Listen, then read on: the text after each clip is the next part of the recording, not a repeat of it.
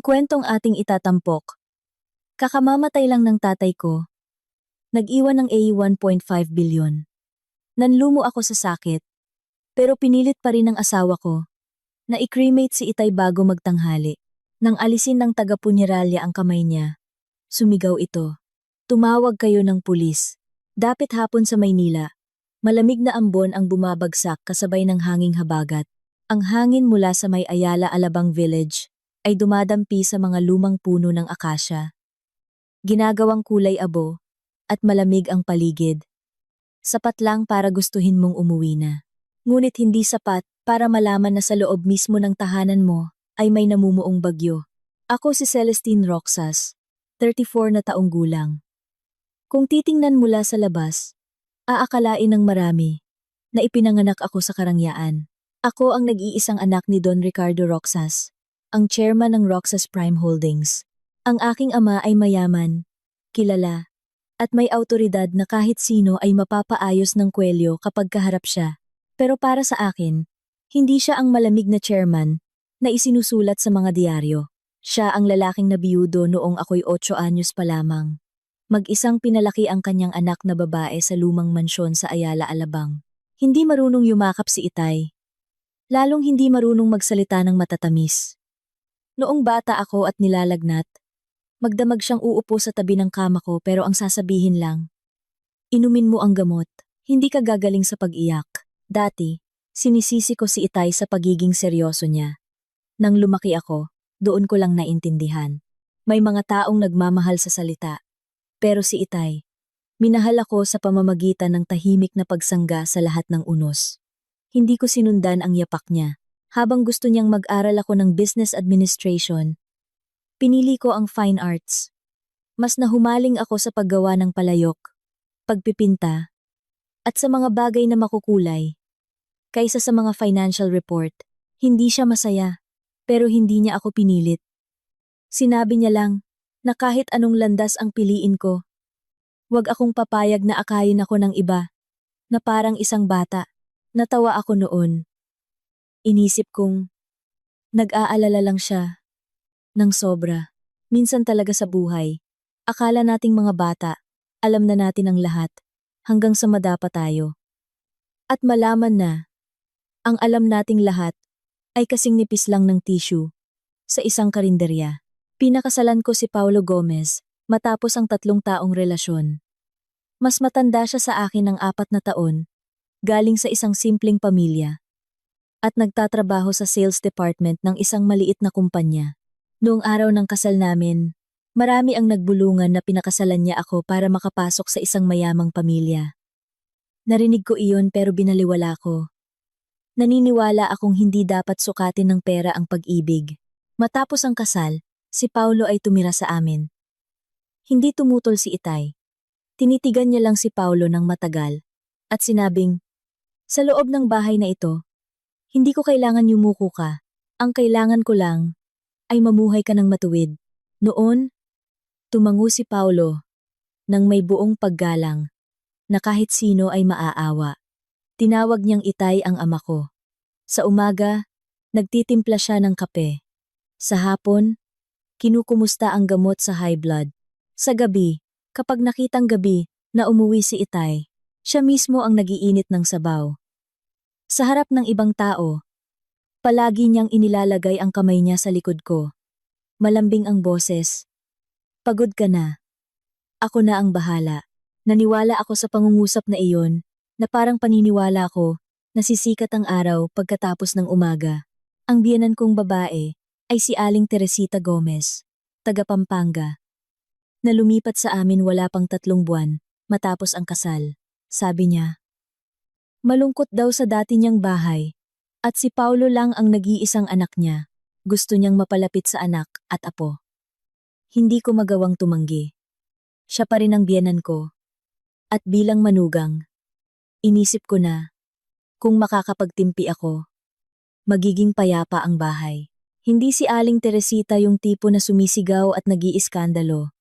Mahinahon siyang magsalita, pero bawat salita ay parang tinik na nakabalot sa dahon ng saging. Minsan, bumili ako ng bagong set ng ceramic na plato para sa kusina. Tiningnan niya ito at ngumiti. May kaya ka kasi kaya kung anong gusto mo, nabibili mo. Pero ang babaeng may asawa na, dapat alam niyang ang pamilya ng asawa ang kanyang pinag-uugatan. Kung matibay ang ugat, magiging malago ang puno. Naguhugas ako ng gulay noon, at marahan lang na sumagot. Opo, naiintindihan ko po. Ibinaba niya ang tasa ng tsaa. Pantay pa rin ang boses. Mabuti kung naiintindihan mo. Natatakot lang ako na masanay kang laging may ama na sumasangga sa'yo. Baka sa huli, hindi mo na marunong igalang ang asawa mo. Nanahimik ako. Hindi dahil hindi ako nasaktan, kundi dahil natatakot akong kapag nagsalita ako, magiging korte ang hapunan. At minsan sa isang bahay, ang taong gustong manahimik ay kailangang maging banig na tinatapakan ng iba. Masakit pakinggan, pero nakakapagod talaga. Nang hapong iyon, kumpleto kami sa hapagkainan. Maambon sa labas. Sa kusina, si Ate Lorna ay nagluto ng sinigang, adobong manok, at lechon kawali, mga paborito ni Itay. Mahigit 20 taon nang kasama si Ate Lorna ni Itay. Dati niyang sekretarya at parang kapamilya na rin. Inilabas niya ang sinigang at ngumiti. Don Ricardo, dagdagan niyo ang kanin niyo ha. Si Ma'am Celestine po mismo ang pumili ng mga sangkap kaninang umaga. Si Itay, na nakaupo sa kabisera, ay sumulyap sa akin. Magaling pumili ng sangkap, pero mahirap pumili ng tao. Natawa ako. Itay, heto na naman po kayo. Si Paulo sa tabi ko ay dali-daling kumuha ng piraso ng manok at inilagay sa plato ko. Itay, wag po kayong mag-alala. Medyo sablay pa po ako. Pero totoo po ang pagmamahal ko kay Celes. Hindi kumibo si Itay. Tiningnan niya si Paulo at kakaiba ang tingin niya, na para bang tumatagos sa plansadong damit nito. Nakikita ang mga bagay na itinatago sa dibdib. Nakita ni Aling Teresita na bumigat ang paligid kaya sumingit siya. Natural lang na maging mabusisi si Don Ricardo. Ang anak niyang babae ay parang ginto, pero sa totoo lang, mas mabuti pa ang lalaking medyo mahirap, pero mapagmahal sa asawa, kaysa sa maraming mayaman na walang puso. Yumuko si Paulo. Nay, bakit niyo naman po binabanggit yan? Ngumiti ang ina niya. Nagsasabi lang naman ako ng aral.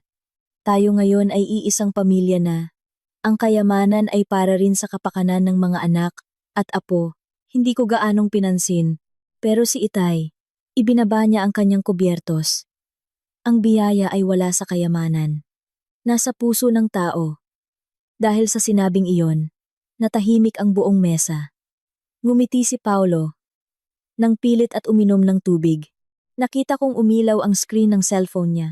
Mabilis niya itong itinago, pero hindi maitago ang kaba sa gilid ng kanyang mga mata. Nang gabing iyon, pagkatapos ng hapunan, tinawag ako ni Itay sa kanyang opisina. Ang kwarto niya ay laging amoy, tsaa at sandalwood. Sa ibabaw ng mesa ay ang luma niyang relo na leather strap na suot niya simula pa noong nagsisimula siya sa negosyo. Gasgas na ang salamin, pero hindi niya kailanman pinalitan. Nakatayo si Itay sa bintana, nakatingin sa mga dilaw na ilaw na tumatama sa hardin. Celes, po, mabuti ang mabuhay na may utang na loob. Pero wag mong ilagay ang buong buhay mo sa kamay ng iba. Bumuntong hininga ako. Itay, hindi na naman po kayo naniniwala kay Paulo? Humarap siya. Seryoso ang mukha, pero malungkot ang mga mata. Hindi ko sinasabing pagdudahan mo ang asawa mo. Sinasabi ko lang na dapat mong alagaan ang sarili mo. Hindi mali ang babaeng malambot ang puso. Ang mali ay kapag sobrang lambot, na kahit sino ang pumiga, luha ang lalabas.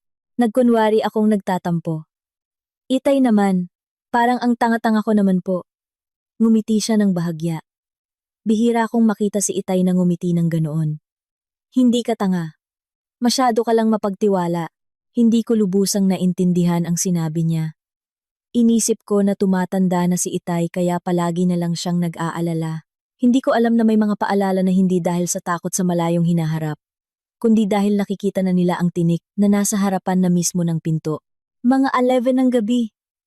Bumaba ako sa kusina para kumuha ng tubig nang makita ko si Paulo sa labas ng balkonahe sa ikalawang palapag. Nakatalikod siya sa akin. Mahina ang boses sa telepono. Oo, alam ko na. Malapit nang matapos ang lahat. Natigilan ako. Paglingon ni Paolo at nakita ako, medyo nagulat siya, pero mabilis nang ngumiti. Gising ka pa. Mahal, sino ang kausap mo? Nang ganitong oras. Customer lang. Nagmamadali sa kontrata. Grabe talaga ang negosyo ngayon. Mas mahigpit pa sa nanay mong nagmamadaling ipakasal ka. Pagkatapos niyang sabihin iyon, kumindat pa siya sa paraang sanay na sanay ako. Natawa ako. Ang maliit na pagdududa sa puso ko ay natunaw dahil doon. Hindi ko alam na hindi iyon tawag para sa trabaho. At ang linyang malapit nang matapos ang lahat ay ang unang saksak na inilagay malapit sa bubong ng tahanan ko. Gabi ng Oktubre 24, umuulan na ng ambon sa Maynila mula padapit hapon. Ang lamig ng tag-ulan ay hindi naman tumatagos sa buto, pero sapat na para mapapikit ka. Kapag dumaan sa mahabang pasilyo ng mansyon, naaalala ko ang gabing iyon. Dahil bago ako matulog, bumaba pa ako sa kusina para sabihin kay Ate Lorna na maghanda ng mainit na arroz caldo para kay Itay kinabukasan. Nitong mga huling araw, laging puyat si Itay at mas malalim ang mga mata. Pero kapag tinanong, iwinawaksi niya lang, matanda na. Natural lang mapagod. Huwag mong ituring si Itay na parang plorerang babasagin. Natawa ako at sinabing matigas ang ulo niya. Hindi ko akalain na iyon na pala ang huling beses na maririnig ko siyang kausap ako sa tono na kalahating seryoso, kalahating nagmamahal. Halos 3 ng madaling araw, nagising ako sa tunog ng cellphone ni Paolo. Ang tunog na iyon ay umalingaw-ngaw sa madilim na silid, tuyo at nagmamadali, na parang may kumakaskas ng kuko sa salamin. Mabilis na bumangon si Paolo. Sobrang bilis na hindi pa ako tuluyang nakadilat, ay hawak na niya ang telepono at pumunta sa may bintana. Hello? Ano? Paos ang boses niya. Bigla akong bumangon at hinila ang kumot. Anong nangyayari, Paolo? Paglingon niya, putlang-putla ang mukha niya sa ilalim ng dilaw na ilaw ng lampara. Tiningnan niya ako. Nanginginig ang labi, pero kakaiba ang mga mata, na parang pumipili ng tamang maskara na isusuot. Mahal, huminahon ka at makinig sa akin. Nalaglag ang puso ko. Lumingon siya. Tumawag ang ospital. Si Itay, inatake sa puso. Sabi nila, hindi na raw umabot sa buhay. May mga salitang hindi kailangan ng pananakit para baliin ang iyong buto. Umupo ako roon. Tulala. Bago ako tumakbo pababa ng kama. Natapilok ako sa gilid ng carpet. At muntik ng matumba. Mabilis akong sinalo ni Paolo. Nagmamadali ang boses. Anong magbihis pa? Nasaan si Itay? Anong ospital? Sa Manila Heart Center. Ihahatid kita agad. Hindi na ako nakapagbihis ng maayos. Isinuot ko lang ang isang mahabang cardigan sa ibabaw ng aking pantulog. Maambon pa rin sa labas. Bukas ang ilaw sa gate at basang-basa ang sahig. Binuksan ni Paolo ang pinto ng kotse at halos itulak ako sa passenger seat. Sa daan, nanginginig ako ng husto na hindi ko mailagay ang seatbelt ko. Lumapit si Paolo para ikabit ito at pinaandar ang kotse. Paglabas ng kotse sa gate, ang mga wiper ay pabalik-balik sa salamin, nagiiwan ng mga guhit ng tubig na parang luha. Paano? Bulong ko. Kagabi, kumain pa si Itay. Nag-usap pa kami. Hindi naman siya ganoon kahina. Nakatitig si Paolo sa daan. Bumaba ang boses. Kailangan mong huminahon. Matagal nang mahina si Itay. Tinatago niya lang sa'yo. Walang may gusto nito. Napalingon ako sa kanya. Matagal nang mahina? Sinong nagsabi sa'yo? Natigilan si Paolo ng kalahating segundo bago sumagot. Hula ko lang. Matatanda na. Nagtatrabaho ng sobra. Sino ba namang nakakaalam sa puso? Sa sobrang taranta ko noon, hindi ko na pinansin ang sinabi niya. Nang maisip ko ulit, doon ko lang naintindihan. May mga lihim na parang nabubulok na isda. Gaano man itago, mangangamoy at mangangamoy din. Nakarating kami sa ospital ng madilim pa. Ang pasilyo ng emergency room ay puting-puti, malamig, at amoy disinfectant. Tumakbo ako na parang wala sa sarili. Isang doktor ang lumabas, tinanggal ang kanyang maskara, at tiningnan ako ng may awa ang tingin na pinakaayaw ko sa lahat. Dahil karaniwan itong nagbabadya ng isang bagay na hindi na malulunasan. Kayo po ba ang kamag-anak ni G. Ricardo Roxas? Tumango ako, parang may bumara sa lalamunan ko. Nasaan po ang tatay ko? Gusto ko siyang makita. Tumahimik ang doktor sandali. Dinala siya dito ng 3:03 a.m. Pagdating sa ospital, tumigil na ang puso. Sinubukan naming i-revive, pero walang nangyari. Nakikiramay po kami. Nabingi ako. Ang mga salitang 3:03 a.m., tumigil na ang puso, nakikiramay, ay umalingaw-ngaw sa ulo ko na parang kampana ng simbahan na wala sa tono. Sumandal ako sa pader. Hindi maaring mamatay si Itay ng ganito. Sino ang nagdala sa kanya dito? Bakit hindi niyo ako tinawagan agad? Nakatayo si Paulo sa likod ko. Ipinatong ang kamay sa balikat ko. Ako ang nagdala kay Itay. Noong nakita ko siya, hirap na siyang huminga. Natakot akong abalahin ka, kaya dinala ko na agad siya. Humarap ako, at halos sumigaw. Kailan mo siya nakita? Tumingin si Paolo sa doktor, tapos sa akin. Mga bandang 3 a.m. Narinig ko ang isang kalabog mula sa kwarto ni Itay. Ang kwarto ni Itay ay nasa dulo ng pasilyo, sa unang palapag. Paano mo narinig? Bumaba ako para uminom ng tubig. Ang sagot ay parang tama, pero hindi rin. Nasa gitna ito, parang isang damit na sakto. Kung hindi hihinga ang nagsusuot, tinanggal ko ang kamay ni Paulo at tumakbo papasok sa emergency room. Nandoon si Itay. Natatakpan ng puting kumot hanggang dibdib. Ang mukha niya ay payapa. Sa paraang masakit tingnan. Ang lalaking buong buhay na sumangga para sa akin. Ngayon ay nakahiga ng tahimik sa ilalim ng malamig na ilaw. Hindi na nakakunot ang noo. Hindi na ako pinapagalitan. Hindi na ako tinatawag na pasaway. Hinawakan ko ang kamay ni Itay. Ang kamay na iyon ay lumalamig, mabigat, at naninigas. Sa kaliwang pulso niya, may maliit na pasa. Kulay asul-lila, na parang may pumiga o humawak ng mahigpit. Itay!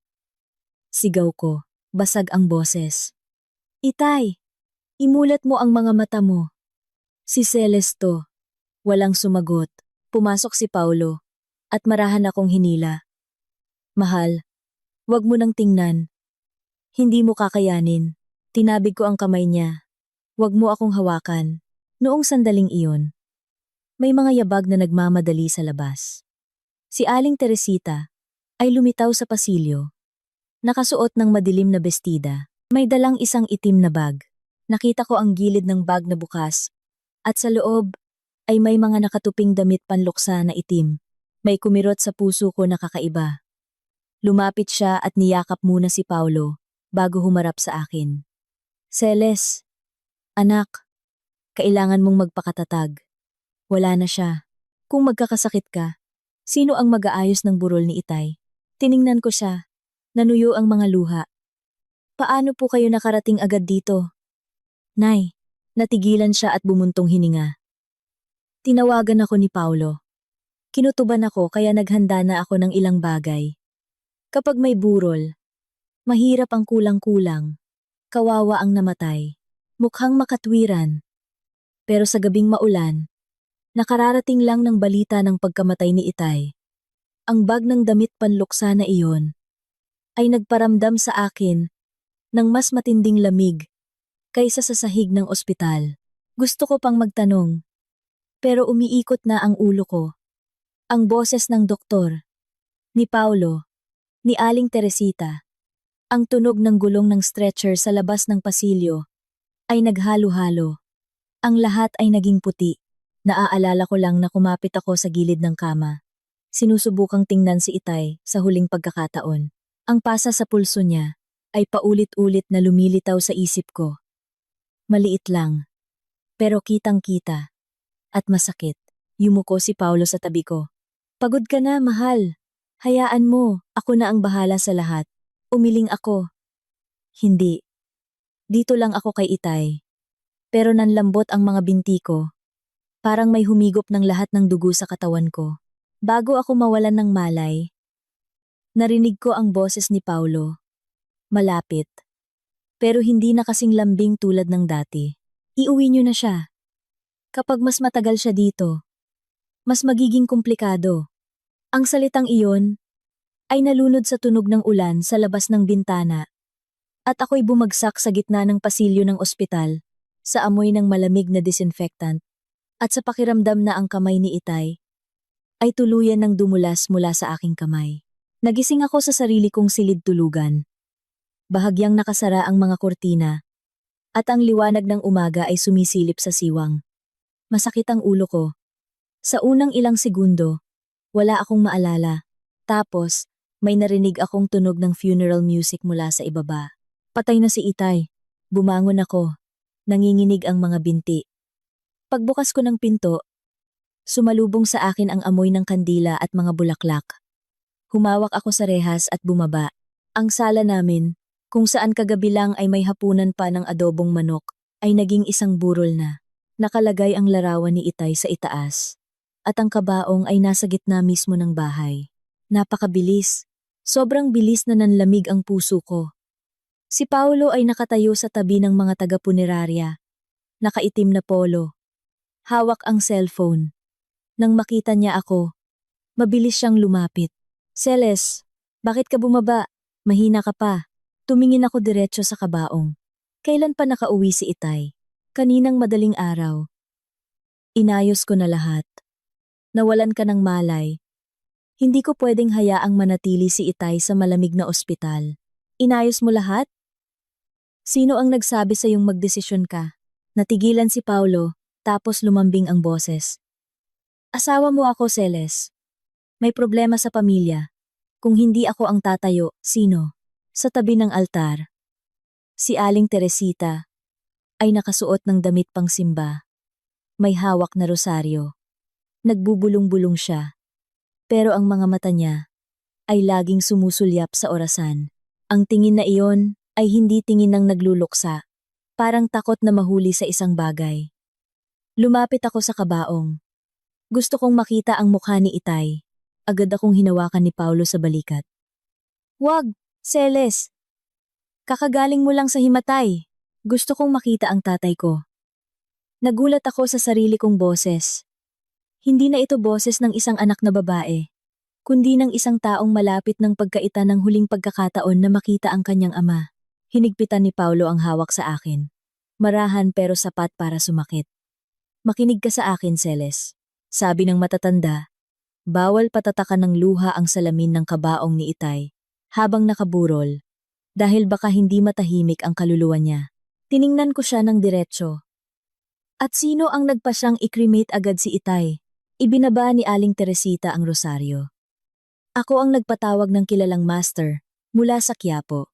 Tiningnan niya at sinabing namatay ang Itay mo sa isang malas na oras. Kailangang i-cremate bago magtanghali. Kapag pinatagal, hindi maganda para sa pamilya. Ang salitang cremate ay umugong sa ulo ko. Kagabi lang namatay si Itay. Bakit kailangang i-cremate agad? Bumuntong hininga si Aling Teresita. Celes, anak, huwag kang maging matigas ang ulo. Ang patay ay kailangan ng kapayapaan. Ang buhay ay kailangang umiwas sa kapahamakan. Sumunod tayo sa pamahiin. Tumingin ako kay Paulo. Ganoon din ba ang gusto mo? Umiwas ng tingin si Paulo. Gusto ko lang ang makakabuti para kay Itay at para sa'yo. Kung lumampas ang oras, baka magkaroon ng masamang mangyari sa pamilya. Natawa ako habang tumutulo ang luha. Buong buhay ni Itay. Hindi siya naniwala sa mga ganyan. Sabi niya, kung nabuhay ka ng matuwid, hindi mo kailangang katakutan ng anumang oras. Bumaba ang boses ni Paulo. Wala na siya. Sundin na lang natin ang tradisyon para sa kapayapaan. Huwag mo nang pahirapan ang lahat. Pahirapan ang lahat? Ang tatay ko ay namatay ng biglaan. Gusto kong makita ang mukha niya. Pero ako pa ngayon ang nanggugulo. Tinabig ko ang kamay ni Paulo. At sinubukang lumapit. Pero hinarangan ako ni Aling Teresita. Makinig ka sa akin, anak. Ang anak na babaeng nanggugulo sa lamay ng ama ay walang utang na loob. Kung mahal mo ang tatay mo, hayaan mo siyang umalis ng payapa. Napahinto ako. Nay, wag niyo pong gamitin ang salitang paggalang para pigilan ako. Nanigas ang mukha ni Aling Teresita, pero mabilis siyang lumingon at nagsabi, "Ikuha mo ng maligamgam na tubig si Celestine." Nanginginig na siya. Pumunta si Paulo sa kusina at bumalik na may dalang puting tasa. "Inumin mo to." "Mahal. Nilagyan ko ng kaunting asukal. Para hindi ka mahilo." Ayaw kong uminom. Pero nanginginig ang mga kamay ko. Inilapit ni Paulo ang tasa. Namumula ang mga mata niya. "Nakikiusap ako sa iyo, Celes. Kung hihimatayin ka ulit, hindi matatahimik si Itay." Ang salitang iyon ang tumama sa pinakamalambot na bahagi ng puso ko. Tinanggap ko ang tasa at uminom ng ilang lagok. Maligamgam ang tubig, medyo matamis, at may kakaibang lasa. Ilang sandali lang, bumigat ang mga mata ko. Ang tunog ng funeral music ay unti-unting lumayo. "Paolo, inaantok ako." Agad akong sinalo ni Paulo. "Magpahinga ka na sa kwarto, mahal. Ako na ang bahala sa lahat." Umiling ako. Nakatingin sa larawan ni Itay. Gusto kong lumapit sa kabaong. Gusto kong buksan ang takip kahit isang beses lang. Pero hindi na sumusunod ang katawan ko. Yumuko si Aling Teresita para ayusin ang mga bulaklak sa mesa. Mahina ang boses. "May epekto na ba?" Mahinang sumagot si Paulo. "Malapit na. Kailangang matapos bago dumating ang mga mediko-legal." Sinubukan kong imulat ang aking mga mata. Sa huling sandali, bago ako tuluyang mawalan ng malay, nakita ko ang kamay ni Paulo na nakapatong sa takip ng kabaong. Kumislap ang singsing niya sa kasal. Sa ilalim ng dilaw na ilaw, hinawakan ko ang kamay na iyon noong araw ng aming kasal. Naniniwalang nakahanap ako ng masasandalan. Noong umagang iyon, ang kamay ding iyon ang sumalo sa akin. Malambing, tulad ng isang mabuting asawa. Pero ako lang ang nakarinig ng isang bagay na nabasag sa loob ko. Nagising ako ulit ng maliwanag na sa labas. Ang unang pakiramdam ay uhaw na uhaw ako. Ang pangalawa ay takot. Isang takot na hindi maingay, pero dumidikit sa dibdib ko na parang malamig na hamog. Bumangon ako. Mahigit 7 na, ng umaga, sa orasan. Mas tahimik sa ibaba kumpara kanina. Wala nang ingay ng tao at funeral music. Tanging amoy na lang ng natunaw na kandila ang naiwan sa hangin. Mabilis akong lumabas ng kwarto at nakasalubong si Ate Lorna paakyat. Nang makita niya ako, nataranta siya. "Ma'am Celes, bakit po kayo bumaba? Mahina pa po kayo. Nasaan na po ang burol? Nasaan na si Itay?" Nataranta si Ate Lorna. Napilipit ang mga kamay. Sabi po ni Sir Paulo, kailangan daw pong dalhin agad si Don Ricardo para umabot sa oras. Parang may nagbuhos ng malamig na tubig sa akin. "Dalhin saan?" "Sa crematorium po. Sa Manila Memorial." Hindi ko na narinig ang iba pa. Halos tumakbo ako pababa ng hagdan. Bukas ang pinto. At ang hearse ay nakaandar na sa labas ng gate. Tumakbo ako palabas. Sakto sa oras na isasara na ng mga taga-punerarya ang pinto ng sasakyan. Sandali. Lumingon si Paulo. Bakas ang pagkagulat sa mukha bago lumapit. "Mahal, bakit ka bumaba? Balak ko sanang pagpahingahin ka pa bago tayo sumunod. Babalak mong dalhin si Itay para i-cremate nang hindi ako hinihintay?" "Hindi sa hindi kita hinihintay. Pero mahina ka pa. Natatakot akong himatayin ka sa daan." "Kahit himatayin ako, problema ko na yon." Tuyot ang boses ko. Mula kagabi, lahat sila ay nagdedesisyon para sa akin, sa ngalan ng pag-aalala. Sa puntong iyon, ang sakit ay nahaluan na ng galit. Sumilip si Aling Teresita mula sa sasakyan. "Hayaan niyo na siyang sumama. Baka sabihin pa na masama ang pamilya ng asawa." Ang salitang iyon ay nagparamdam sa akin ng panlalamig. Diretso akong umakyat sa sasakyan at umupo sa tabi ng larawan ni Itay.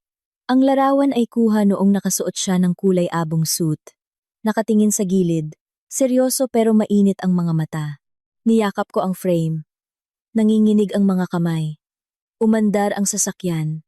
Ang langit sa Maynila ay kulay abo. At ang ambon ay dumadampi sa salamin. Ang mga puno sa gilid ng daan ay paatras na dumadaan. Umupo ako malapit sa kabaong. Naririnig ang bawat tunog ng makina, ang bawat pintig ng aking puso. Minsan, ipinapatong ko ang kamay ko sa malamig na kahoy. Umaasang sa anumang paraan, kakatok si Itay mula sa loob, na para bang lahat ay isang masamang panaginip lang. Si Paulo, na nasa unahan, ay laging minamadali ang driver. Pakibilisan po ng konti, baka maipit tayo sa oras. Sumulyap ang driver sa rearview mirror. Sa inyo po ba ang seremonyas doon? Oo, simple lang. Nagmamadali ang pamilya. Tumingala ako. Anong bagay ang mas nagmamadali kaysa sa paghahatid sa tatay ko? Lumingon si Paulo. Mahal, huwag kang maging tensyonado. Natatakot lang akong lumampas sa oras na sinabi ng master. Ngumiti ako ng mapait. Mas naniniwala ka sa master kaysa sa damdamin ng anak ng namatay? Hindi siya sumagot. Si Aling Teresita naman, na nakaupo sa tabi ng bintana, ay may hawak na rosaryo. Bumubulong, na parang nagdarasal. Pero paminsan-minsan, sumusulyap siya sa kanyang cellphone. Mabilis na nagtatype, bago itago ulit sa bulsa ng kanyang damit. Sa labas, mukha siyang nagdarasal, pero ang kanyang pagkabalisa ay nagpapakita na may hinihintay siya, hindi nagluluksa. Pagdating sa crematorium, isang malamig na hangin ang sumalubong sa amin. May dalang amoy ng usok at nalantang bulaklak.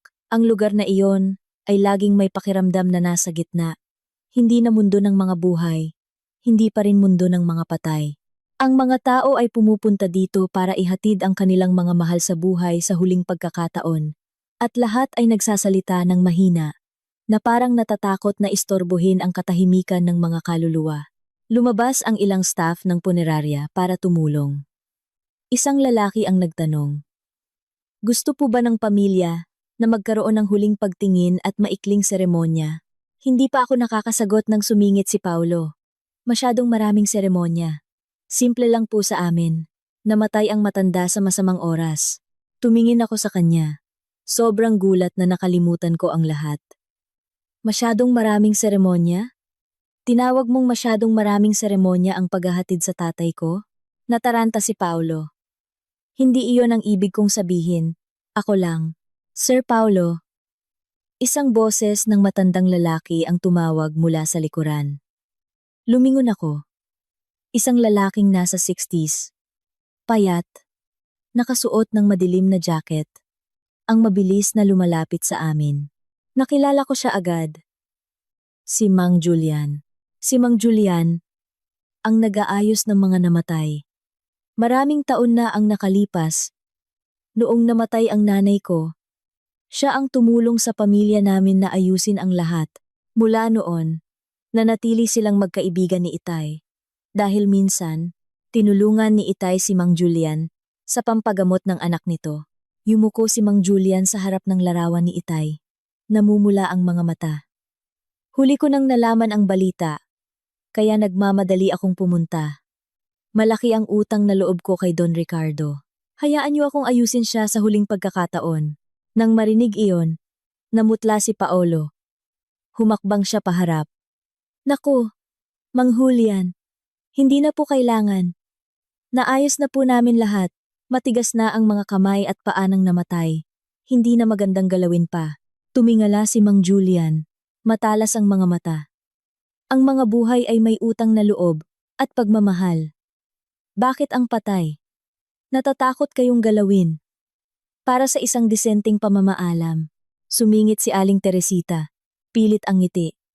Namatay po kasi siya sa malas na oras. Gusto lang po naming matapos agad para matahimik. Hindi nakipagtalo si Mang Julian. Tumingin lang siya sa akin. Naramdaman kong may bumara sa lalamunan ko. Gusto ko po. Isang salita lang. Pero parang hinugot lahat ng lakas ko. Tinulungan kami ng staff na buksan ang takip ng kabaong.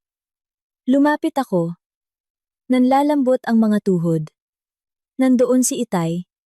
Inayos na ang itsura. Pero bakas pa rin ang pagod. Na parang hindi pa nakapagpahinga. Kinagat ko ang labi ko para hindi maiyak.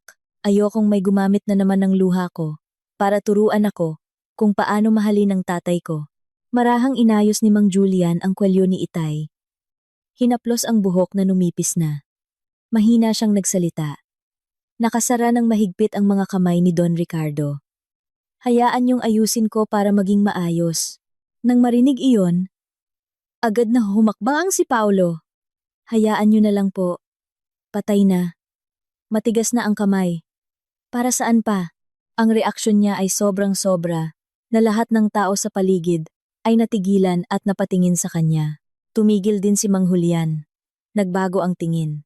Ano ang kinatatakutan mo? Wala akong kinatatakutan. Sinasabi ko lang na dapat hayaang manahimik ang mga patay. Tinitigan ko si Paulo. Humihinga siya ng malalim, pinagpapawisan ng noo kahit malamig. Biglang pumasok sa isip ko ang pasa sa pulso ni Itay sa ospital. Ang matamis na tubig kagabi, ang bulong ni Paulo, na kailangang matapos bago dumating ang mga mediko-legal. Hindi na nagsalita si Mang Julian. Dahan-dahan niyang kinuha ang kanang kamay ni Itay. Ang mga daliri ay malamig at matigas na, pero hindi imposibleng buksan. Gamit ang dalawang kamay, marahan, at maingat niyang binuksan ang bawat daliri. Natahimik ang lahat. Naririnig ko ang tibok ng puso ko. Ang hinliliit, ang palasingsingan, ang hinlalato. Bigla, mula sa palad ni Itay, may nahulog na isang maliit na bagay na kulay kape. Sumunod ay isang piraso ng papel na lukot, basa ng pawis. Yumuko si Mang Julian para kunin ito. Yumuko rin ako, blanko ang isip. Susugod sana si Paulo, pero umatras na si Mang Julian. Binuksan niya ang papel. Isang segundo lang niyang tiningnan, at namutla siya. Ang boses niya ay biglang pumutok sa gitna ng malamig na silid. Itigil! Huwag i-cremate! Nagkagulo ang mga tao. Tumayo si Aling Teresita, at nahulog ang rosaryo niya sa sahig. Inagaw ko ang papel mula kay Mang Julian. Ang mga salita ay nanginginig at nakakiling. Sulat kamay iyon ni Itay. Nakilala ko agad. Dahil iyon ang sulat na nakita ko buong buhay ko. Pinalitan ni Paulo ang gamot. Huwag i-cremate, parang gumuho ang mundo ko. Hindi ako makapaniwala. Huwag, bulong ko. Pero ang kamay kong may hawak sa papel ay nanginginig. Ang maliit na bote ng gamot ay naibigay na sa isang staff. Biglang lumuhod si Paulo sa gitna ng sahig. Celes, mahal, pakinggan mo ako. Nataranta si Itay noong inatake siya. Nagkamali lang siya ng akala. Vitamins lang ang binigay ko sa kanya. Baka akala niya iba. Tiningnan ko siya. Ang lalaking nagsabing mahal ako, ang tumawag na Itay sa tatay ko. Ngayon ay nakaluhod sa harap ko. Umiiyak na parang siya ang pinakaagrabyado sa lahat. Sumugod si Aling Teresita at tinuro ako. Huwag kang makinig sa sabi-sabi. Sa gitna ng pagluluksa sa tatay mo, pagdududahan mo ang asawa mo? Gusto mong gumawa ng iskandalo para hindi matahimik ang tatay mo? Humarap ako sa kanya. Tumutulo ang luha, pero malamig ang boses. At gusto niyo namang ipasok ko sa pugon ang tatay ko para matahimik siya? Sakto namang may sumigaw na isang staff. Tumawag kayo ng pulis! Hindi ito pwedeng ayusin ng ganito lang. Ilang minuto lang, dumating ang mga pulis at investigador. Gumawa sila ng report.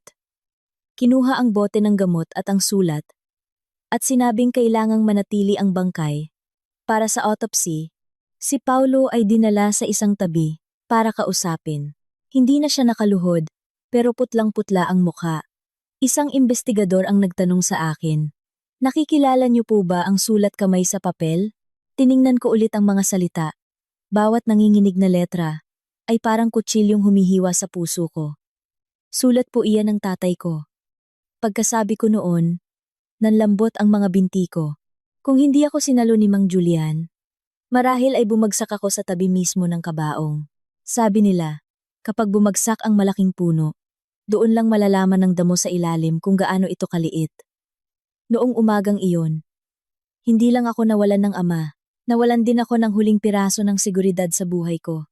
Dahil ang asawa kong hawak ngayon ng pulisya, ay maaaring siya mismo ang pumatay sa tatay ko. Nang hapong iyon, ang labi ni Itay ay hindi na dinala sa krematorium. Iniutos ng pulisya na panatilihin ito para sa autopsy. Ang mga kamag-anak namin ay nakatayo sa gilid ng pasilyo ng punerarya. Lahat ay nakatingin sa akin nang may halong awa at takot. Awa dahil nawalan ako ng ama. Takot dahil ang pagkamatay niya ay hindi na isang simpleng atake sa puso. Si Paulo ay dinala sa isang pribadong silid. At si Aling Teresita ay laging nakasunod sa anak. Walang tigil sa pagsasalita. Mga sir, pakiimbestiga pong mabuti ang anak ko. Mabait po iyan. Mas inaalagaan pa niya ang biyenan niya kaysa sa tunay na anak. Huwag po ninyong pagbintangan. Dahil lang sa isang piraso ng papel, tiningnan siya ng isang investigador. Kalmado ang boses. Ginagawa lang po namin ang trabaho namin base sa ebidensya, ginang. Huminahon po kayo. Natigilan si Aling Teresita. Sa unang pagkakataon, nakita kong natigil ang bibig niyang palaging nagbibigay ng sermon. Kakaiba talaga ang buhay. Sa harap ng manugang, parang radyo kong magsalita. Pagdating sa batas, kusang humihina ang volume. Nakaupo ako sa waiting area. Yakap ang bag na may larawan ni Itay. Si Mang Julian ay nakaupo sa tabi ko, laging bumubuntong hininga. Gusto kong umiyak pero parang nagyelo ang mga luha ko sa lalamunan. Isang lalaking naka-gray suit ang mabilis na pumasok. May puti na ang kanyang buhok. Payat, malalim ang mga mata pero matalas. Nang makita ko siya, agad akong tumayo. Attorney! Reyes! Si Attorney! Jose Pepe Reyes ang abogado ni Itay sa loob ng mahigit 10 taon. Sabi ni Itay, kung may araw na hindi ko alam kung sino ang pagkakatiwalaan, tawagan ko muna si Attorney Reyes. Ipinatong niya ang kamay sa balikat ko, hindi nagbigay ng mahabang pakikiramay. Celes, makinig ka. Habang mas nasasaktan ka, mas kailangan mong maging matatag.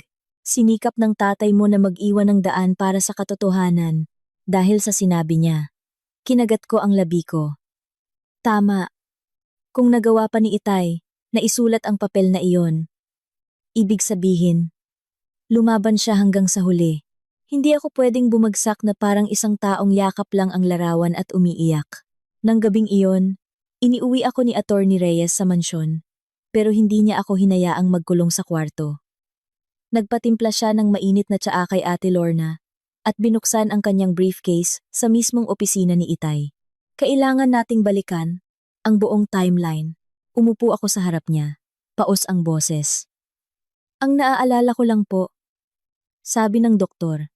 3 a.m. dinala si Itay sa ospital. Tumango si Attorney Reyes. Inilapag ang kopya ng medical records. Tama, nakasulat sa emergency record. 3:03 a.m. Pagdating, tumigil na ang puso ni Don Ricardo. Pero ito ang kakaiba. Binuksan niya ang kanyang tablet. Ipinakita ang video mula sa CCTV sa gate ng mansyon. Sa screen, umalis ang kotse ni Paulo ng 2:14 a.m. Ang ilaw ng kotse ay tumama sa mga halaman. Bago mawala sa ulan, nanlamig ako. Gaano po katagal ang biyahe mula dito hanggang ospital? Kung walang traffic, 15 to 18 minutes. Sabihin na nating umuulan kaya mabagal. Pero imposible pa ring umabot ng 49 minuto. Tinitigan ko ang numerong 2/18 sa screen. Napakaliit, pero parang isang saksak sa puso ko. Saan dinala ni Paulo si Itay? Sa halos 1 oras na iyon, hindi sumagot si Attorney Reyes. Tumawag siya sa investigador para itugma ang paunang salaysay ni Paulo. Pagkatapos ng ilang minuto, isinulat niya ang bawat detalye. Malakas ang ulan, nasira ang kotse, naubusan ng baterya ang cellphone, inatake ng malubha si Don Ricardo, kaya nataranta si Paulo. Natawa ako ng tuyo. Nasira ang kotse pero nakarating sa ospital? Naubusan ng baterya pero nakatawag sa nanay niya para maghanda ng damit panluksa? Attorney Reyes, masyado na po ba akong nag-iisip ng masama? Tiningnan niya ako ng matagal. Hindi nakakatakot ang mag-isip ng masama. Ang nakakatakot ay ang baliwalain ang kasamaan. Kinabukasan, dinala ni Attorney Reyes si Benji Cruz. Si Benji ay dati kong kaklase sa kolehiyo. Ngayon ay technical director ng Clarity Tech, isang subsidiary ng aming kumpanya. Matagal na kaming hindi nagkikita. Pumasok si Benji sa silid. Binati ako ng isang tango. Mahina akong sumagot. Salamat, Benji. Pero ngayon, mas kailangan ko ng katotohanan kaysa pakikiramay. Hindi na nagsalita si Benji. Binuksan niya ang kanyang laptop kasama si Attorney Reyes para suriin ang GPS data ng kotse ni Paulo. Dahil pag-aari ng pamilya ang sasakyan, mayroon itong internal tracking system. Kaya naging legal ang pagkuha ng data na may kasamang report mula kay Attorney Reyes. Nakahinga ako ng maluwag. Ayokong hanapin ang hustisya sa pamamagitan ng paggawa ng mali. Pagkatapos ng kalahating oras, ibinaling ni Benji ang screen sa akin. Hindi nasira ang kotse. Huminto ito dito. Sa mapa, may isang pulang tuldok sa isang maliit na eskinita sa Quezon City. Gaano katagal? Tanong ko. 31 minuto. Binasa ni Attorney Reyes ang address. Nanliit ang mga mata. Isang pribadong klinika na pagmamay-ari ni Dr. Ramon Castillo. Bago sa akin ang pangalan. Ngunit nang tawagan ni Attorney Reyes ang isang kakilala sa medikal na propesyon, kinumpirma niyang si Dr. Castillo ay dating cardiologist na nagbukas ng sariling klinika. Nang hapong iyon, pumunta kami ni na Attorney Reyes at Benji sa klinika. Ang eskinita ay makipot. Kailangang iwanan ang sasakyan sa labas. Luma ang signboard ng klinika. At may mga natuklap na pintura. Si Dr. Castillo ang sumalubong sa amin. Medyo pandak, may tiyan, at mabilis gumalaw ang mga mata nang marinig ang pangalan ni Itay. Dumaan po ba dito si Mr. Gomez ng gabing iyon? Tanong ni Attorney Reyes. Pilit nang ngumiti si Dr. Castillo. Nagtanong lang ng direksyon. Wala akong alam sa nangyari. Huwag niyo akong isama sa gulo. Mahirap kalaban ang mayayaman. Ipinatong ko ang kamay ko sa mesa. Pilit na pinakalma ang boses. Buhay pa po ba ang tatay ko noon? Umiwas siya ng tingin. Sinabi ko na, nagtanong lang ng direksyon. Tahimik na binuksan ni Benji ang kanyang cellphone. Ipinakita ang video mula sa CCTV ng bahay sa tapat ng klinika. Hindi gaanong malinaw ang imahe. Pero sapat na para makita si Paulo at si Dr. Castillo na nag-aalalay sa isang lalaking walang malay papasok. Ang kulay abong jacket na iyon ay kay Itay. Namutla si Dr. Castillo. Dahan-dahang sinabi ni Attorney Reyes ang bawat salita. Mas mabuting sabihin niyo na ang totoo. Ang pagsisinungaling sa isang kaso na may bahid ng krimen ay hindi na simpleng gulo lang. Napaupo si Dr. Castillo. Pinagpawisan. Si Paulo lang ang humingi ng tulong. Sabi niya may history ng sakit sa puso si Don Ricardo. At kung sakaling may mangyari, kailangan kong kumpirmahin na natural ang sanhi. Para hindi na maging komplikado. Akala ko paghahanda lang ng papeles. Nabingi ako. Paghahanda ng papeles para sa pagkamatay ng tatay ko? Yumuko siya. Ilang linggo bago noon, ipinadala rin ni Paulo ang litrato ng reseta ni Don Ricardo. Nagtatanong kung anong gamot ang madaling magdulot ng heart arrhythmia. Kung mali ang dosage. May sinabi ako. Pero hindi ko akalain na gagawin niya. Napatayo ako. Tulala. Sa labas ng eskinita, may sumisigaw na magtataho. Ordinaryong araw. Ang mga tao ay bumibili. Tumatawad. Nabubuhay. At ako, ngayon ko lang naintindihan na ang tatay ko ay hindi lang basta kinuha ng atake sa puso. May naghanda para sa pagkamatay na iyon. Bawat hakbang. Mula sa reseta, sa klinika, sa oras, hanggang sa nagmamadaling hearse kinabukasan. Hindi ito kaguluhan. Ito ay isang bitag na inihanda. Naghihintay lang na pumasok si Itay. 3 araw pagkatapos noon, ang mansyon sa Ayala Alabang ay hindi na kasing ingay noong unang araw ng burol. Ang lahat ay tumahimik. Pero hindi ito kapayapaan. Para itong isang lawa sa taglamig. Mukhang kalmado sa ibabaw, pero sa ilalim ay may putik, basura, at mga bagay na matagal nang nalunod at hindi pa naaahon. Nang umagang iyon, Isinama ako ni Attorney Reyes sa police station para formal na marinig ang resulta ng autopsy. Sa daan, tahimik lang ako. Mahigpit ang pagkakahawak ng mga kamay. Hindi ako sinubukan ni Attorney Reyes na aliwin. Sinabi niya lang, "Celes, minsan hindi na ililigtas ng katotohanan ang mga pumanaw na, pero pinipigilan nitong mabaliw ang mga naiwan."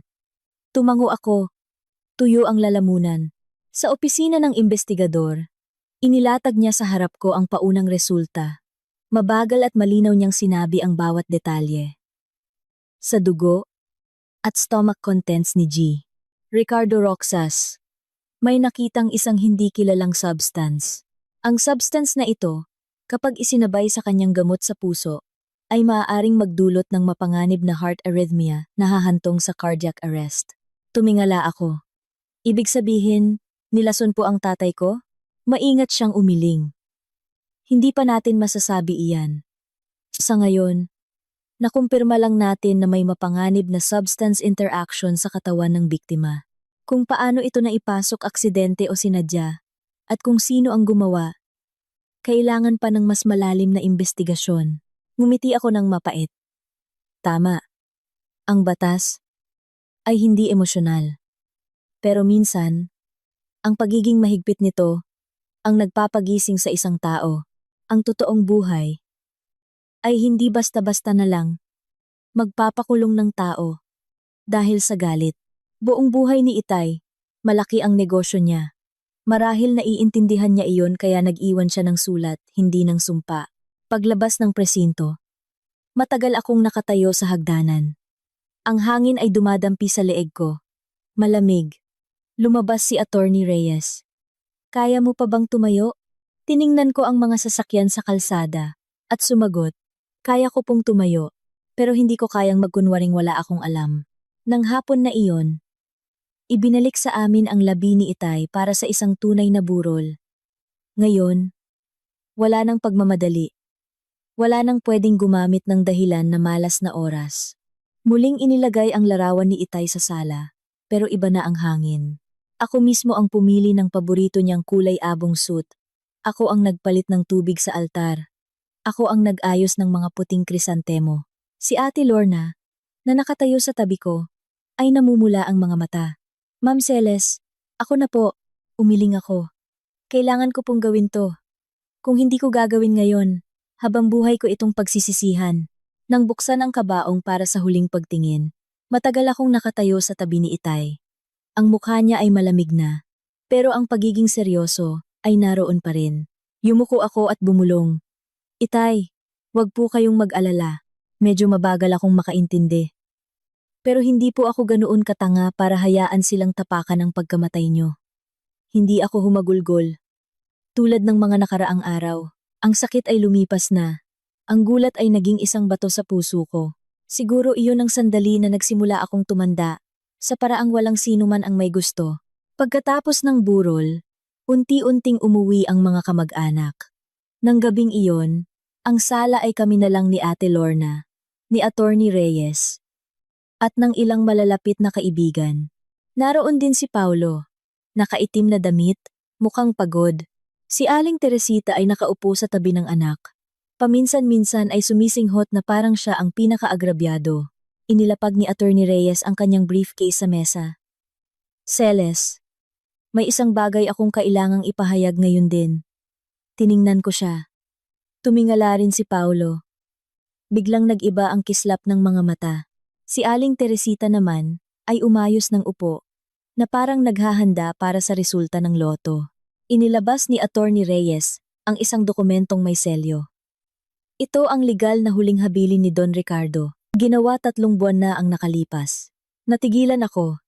Hindi kailanman sinabi ni Itay sa akin ang tungkol dito. Binuksan ni Attorney Reyes ang dokumento. Pantay ang boses pero mabigat. Ayon sa kagustuhan ni G. Ricardo Roxas, ang lahat ng kanyang ari-arian, kabilang ang shares sa Roxas Prime Holdings, ang mansyon sa Ayala Alabang, 2 commercial properties sa Maynila at Cebu, ang ancestral land sa Batangas, mga deposito sa bangko, at ang buong pagmamay-ari sa proyektong Project Mata, na may kabuuang halaga na humigit kumulang ER 1.5 bilyon ay ipinamamana sa kanyang nag-iisang anak, si Celestine Roxas. Narinig ko iyon na parang may nagtulak sa buong silid palayo. Ang 1.5 bilyon ay hindi lang numero. Ito ang pinaghirapan ni Itay sa buong buhay niya. Bawat gabing puyat, bawat sakit na tinago niya sa akin, bawat hakbang na binuo niya, ang pangalang Roxas Prime, mula sa wala. Paulit-ulit na kumurap si Paulo. Si Aling Teresita ay napanganga bago muling isara ang bibig, ngunit hindi maitago ang gulat at kasakiman sa kanyang mukha. Nagpatuloy si Attorney Reyes. Subalit, may kondisyon si Don Ricardo. Sa loob ng 6 na buwan mula sa pagbubukas ng habilin, dapat si Celestine mismo ang mamahala sa Clarity Tech, ang subsidiary na kasalukuyang nalulugi, at ibalik ito sa pagiging kumikita. O patunayan na, ang pagkalugi ay resulta ng sinadyang sabotahe. Kung hindi matupad ang kondisyon, ang buong mana ay ililipat sa Roxas Foundation. Agad akong nagtanong. Alam ni Itay na hindi ako nag-aral ng negosyo. Bakit niya inilagay ang ganoong kondisyon? Tiningnan ako ni Attorney Reyes. Dahil naniniwala ang tatay mo sa'yo. At marahil, gusto niyang pilitin kang pumasok sa lugar kung saan siya naghihinala na mayroong ahas. Natahimik ang silid. Si Paulo ang unang nagsalita. Inusog niya ang upuan palapit sa akin. Sobrang lambing ng boses na kung ako pa rin ang dati, baka naantig ako. Celes, mahal. Mahal ka ni Itay. Kaya sa'yo niya iniwan lahat, pero masyadong maikli ang 6 na buwan. Nag-aral ka ng fine arts. Paano mo kakayanin ang isang nalulujing kumpanya? Hindi pa ako nakakasagot nang sumingit si Aling Teresita. Hindi ba't sinabi ko na? Ang mga babae ay dapat sa bahay lang. Ang mga bagay na may kinalaman sa bilyon-bilyon. Sa malaking kumpanya, hayaan mo na sa mga lalaki. Kahit ari-arian mo yan sa papel, mag-asawa pa rin kayo. Si Paulo ang lalaki. Siya ang dapat mamahala sa kumpanya. Para hindi ka mahiya sa ibang tao. Tiningnan ko siya. Ang salitang maayos mula sa bibig niya ay parang maasim na kanin. Hinawakan ni Paulo ang kamay ko. Ang kamay na dati nagbibigay sa akin ng kapanatagan.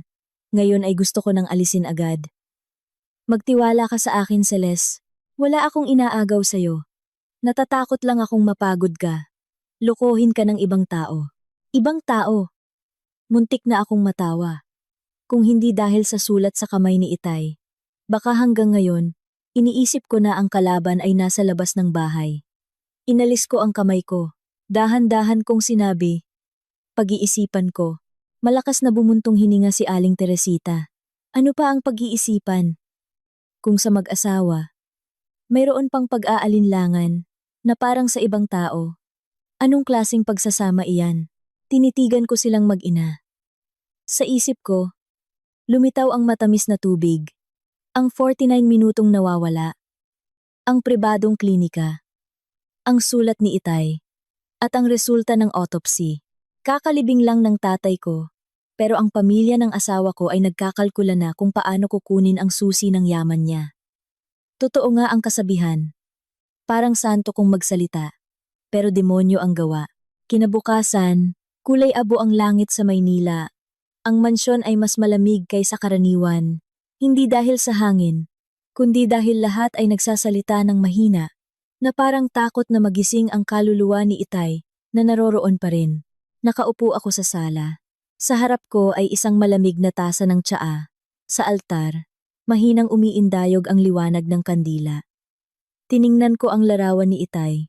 Iniisip kung anong sasabihin niya kung buhay pa siya. Siguro, hindi nareresolba ang problema sa pagtulala. Bumaba si Paulo mula sa hagdan. Nakaputing polo, maayos ang buhok. Sa loob lang ng isang gabi, naibalik niya ang kanyang maamong anyo. Kung hindi dahil sa sulat ni Itay, sa klinika, at sa 49 minutong nawawala, baka inisip ko pa rin na ang lalaking ito ay nagsisikap para sa akin. Celes, pwede ba kitang makausap sandali? Hindi ko siya tiningnan. Magsalita ka. Lumabas din si Aling Teresita mula sa kusina. May dalang isang plato ng prutas na inilapag sa mesa. Kakaiba. Kapag kailangan ng pressure, laging sakto ang pagdating niya. na para bang may sariling drama alarm ang bahay na ito. Umupo si Paulo sa harap ko. May inilabas na mga papel mula sa kanyang briefcase. Alam kong sobrang bigat ng pinagdadaanan mo. Si Itay, ang kumpanya, ang investigasyon, ayokong pasanin mo ito mag-isa. Itinulak niya ang mga papel sa akin. Ito ay special power of attorney. Pirmahan mo. At ako na ang hahawak sa mga gawain sa Clarity Tech at sa mga ari-arian. Kapag okay ka na, ibabalik ko sa iyo lahat. Tiningnan ko ang mga papel, hindi agad kinuha. Ibabalik lahat? Tumango si Paulo, malambing ang boses. Asawa mo ako, Celes. Tinutulungan kita. Hindi kita inaagawan. Umupo si Aling Teresita sa tabi ko. Bumuntong hininga. Tama si Paulo, anak. Ang babaeng nagluluksa. Magulo ang isip. Paano ka lalaban sa mundo ng negosyo? Ibigay mo sa asawa mo. Tama sa rason. At tama sa puso. Kung sa mag-asawa nag-aalinlangan ka pa, pagtatawanan ka ng ibang tao. Kinuha ko ang mga papel. Ang mga unang pahina ay puno ng magagandang salita. Tutulong sa pamamahala. Aasikaso ng mga papeles. Proprotektahan ang interes ng pamilya. Pero habang binabasa ko, nanlalamig ako. Ang papel na ito ay hindi lang nagbibigay kay Paolo ng kapangyarihang mamahala sa kumpanya. Binibigyan siya nito ng karapatang makipag-usap sa bangko, maglipat ng shares, bumoto, pumirma ng kontrata, at ma-access ang lahat ng accounts at titulo. Sa madaling salita, kung pipirmahan ko ito, para ko na ring ibinigay ang susi ng bahay, ng kumpanya, at ng mana ni Itay, sa taong pinaghihinala ang nagpalit ng gamot niya. Ibinaba ko ang mga papel. Ang detalyado naman nito, pilit nang ngumiti si Paulo. Malaking bagay kasi, Celes. Kailangang mahigpit, para hindi tayo mapunan ng iba. Sino ang iba? Natigilan siya. Yung mga abogado, mga shareholder sa kumpanya. Tiningnan ko ang huling pahina. Huminto ang daliri ko sa petsa. Kailan mo pa ito hinanda? Inayos ni Paulo ang kanyang kwelyo. Kaninang umaga lang. Pinakiusapan ko ang isang kakilala na madaliin. Tumingala ako at tiningnan siya. Paolo. Kagabi lang binasa ang huling habili ni Itay. Paano ka nakakuha ng ganito kakumpletong dokumento ngayong umaga lang?